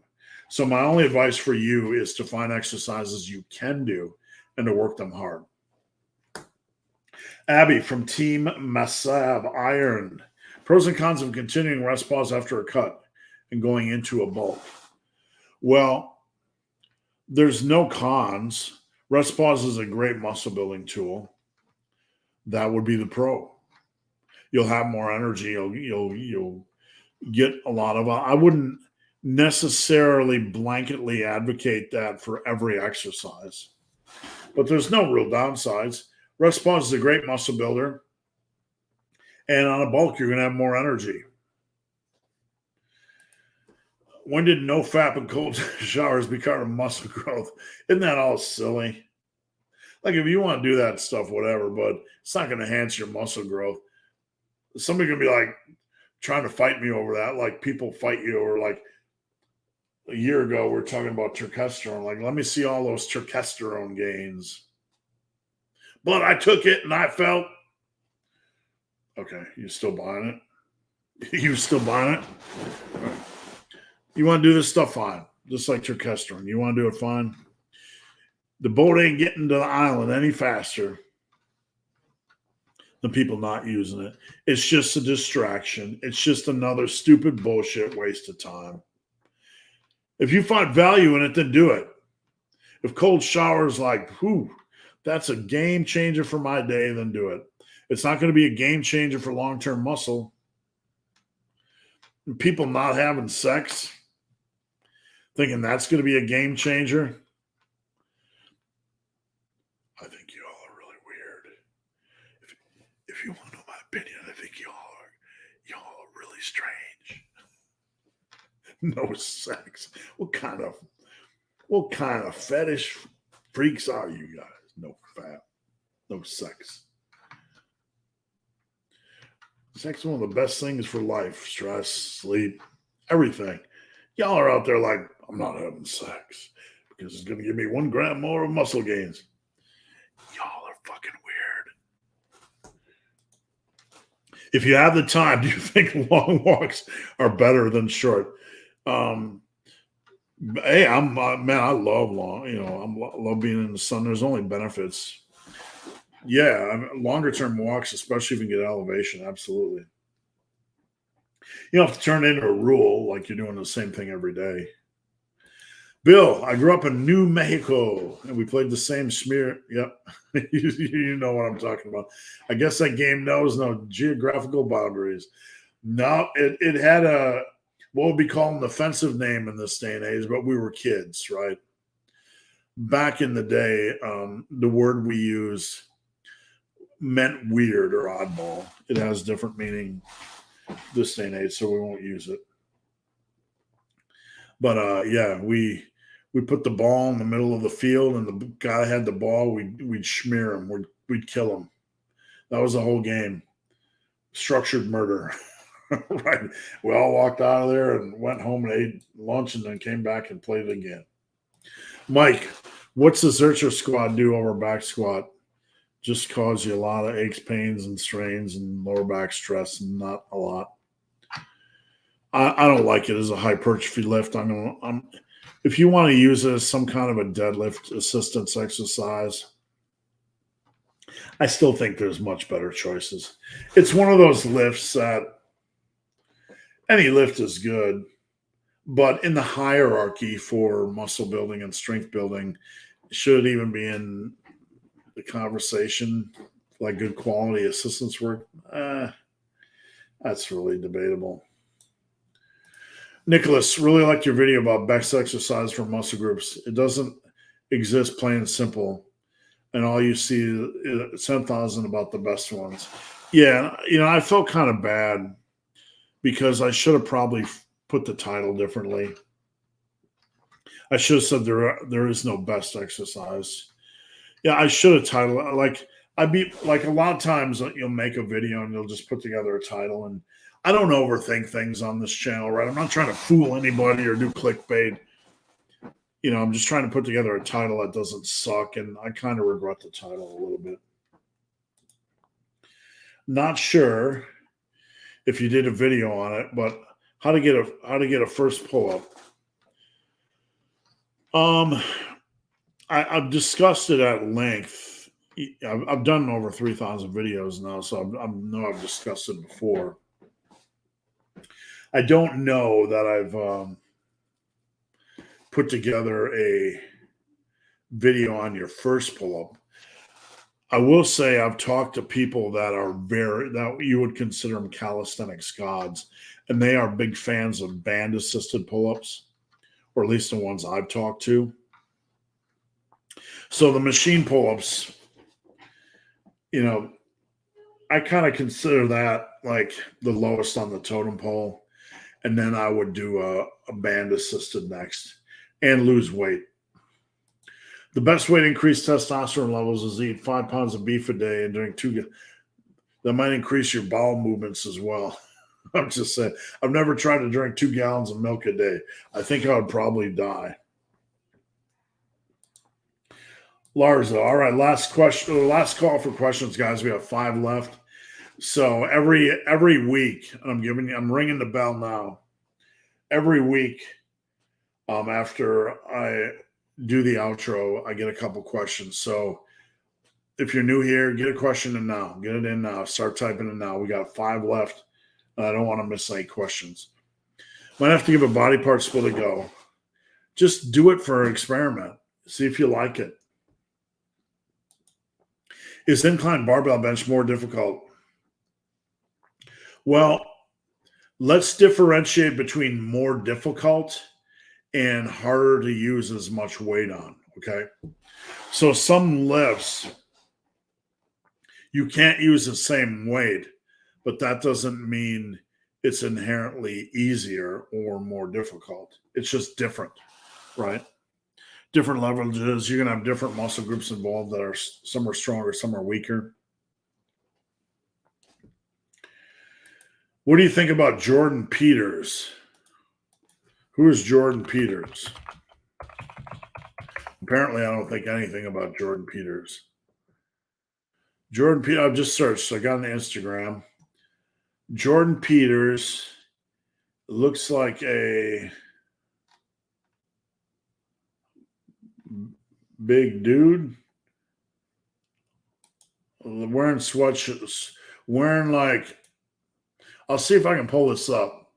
I never heard of Jordan Peters before, so I'm trying to process what I'm seeing. Big dude. That's blocked. Standing there looking at the thing reading the thing. Got his straps, got like 8 billion pounds.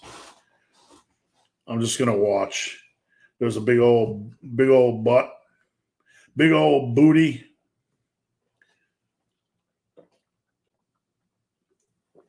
Strapping in. Oh, that's a tough, stiff leg. That was strong, and it was good form. Another good rep, real clean. Really good stuff. You never know what you're going to see. What do we got here? Dude's a tank. Definitely training hard. We're, like a lot of sweatshirts. This dude, there we go. Is that Mark Coles? He's a big boy. I don't even know what to say. He's a big boy. That's all I can really say. Impressive and good form. Knows his stuff. Regarding gut, not fat, just not flat. Seems 3 pounds too much. I don't know. Whenever you have lower belly fat, I'll say this: 18% body fat is when your stomach has really no visible fat. So all I can really say is to get down to about 18%, then your gut will be gone. His low volume, high intensity. Well, look, number one, what I just saw, it's hard to do what he does with high volume. You can't do it. Right? So I could tell just from the two videos I watched that he's pushing it to the extremes. That's not a criticism. Most of us, we want to push hard and then temper volume. This is one thing I preach. We push hard and then we adjust volume based on what we need at that point in our training. Does that make sense? Thank you for answering my question. Thank you for asking. Wish you all the best. Have you ever thought of filming your trail running? I have a documentary right now, about half of it done, on this channel. So if you guys want to see it, just let me know. I've heard people say if you drop your calories more than 30%, you don't lose fat. No, that's nonsense. That's horse pucky. That's nonsense. It's silliness. Like somehow you get the 31%, your body's like, I'm going to become stubborn and not lose anything. No, it's absolute horseshit. What's for dinner tonight? Good question. I don't know, man. I don't know. We officially closed, we closed on our home last Friday, so we got the money. But today was the official day we had to be out. I don't know if we're going to celebrate or just be strict. I don't really know. Sushi, maybe. Thank you, Big Hairy Ugly Dude. I appreciate you guys watching. What possible factors should be considered when deciding between a bulk or a cut? Good question. Mentally, do you wake up every day and like, I hate my fat, I hate my fat, I hate my fat, I hate my body, I hate my fat. If you're in that zone where you feel icky right in your clothing, or you just feel icky, or you feel like mentally not right. Like I'm making fun of, I'm joking about it, but it's a serious topic. If you feel that way, you need to cut. You need to get it down to the point where you're not in that world where you can release that mental burden. So that's a big factor. Number two, you don't want to bulk into the heart attack zone. Like men over 240 pounds are in the heart attack zone. That's not made up. That's just mortality statistics.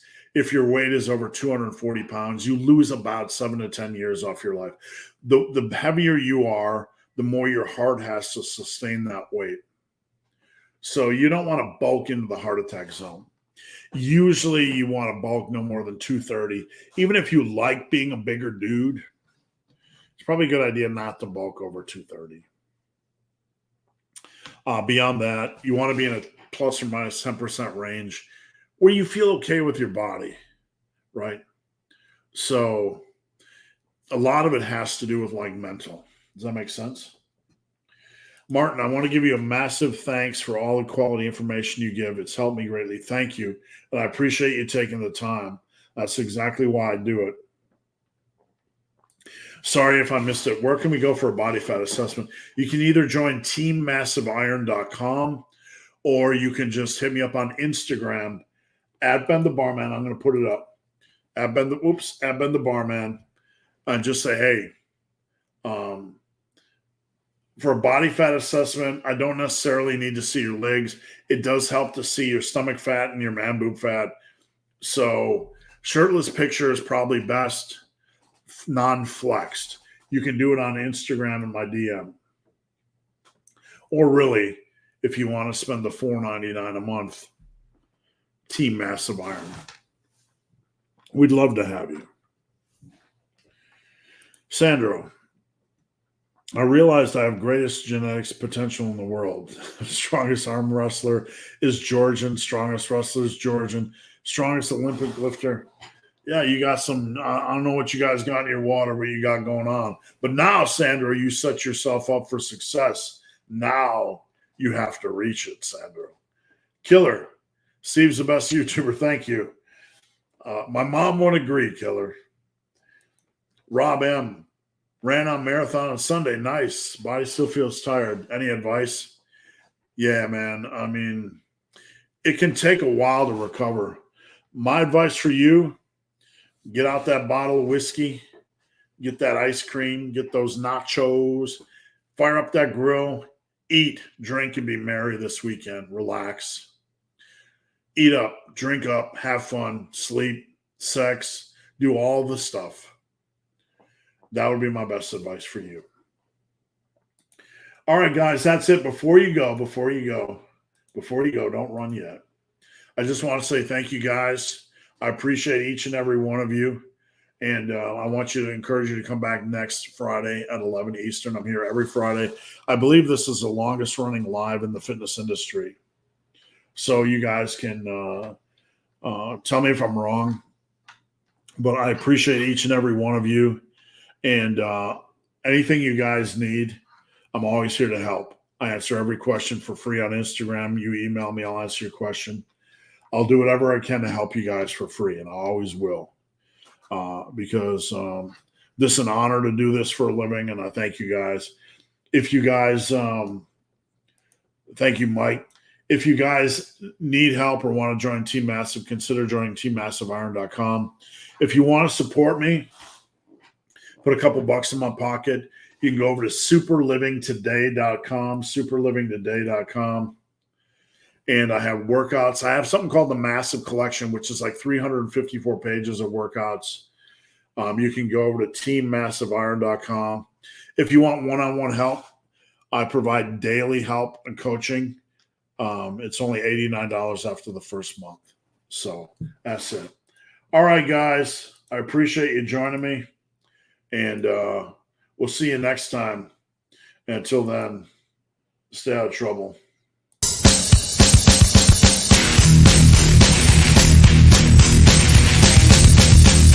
It's not almost over. It's not almost over. You're not almost there. You're not almost there. You're not almost there.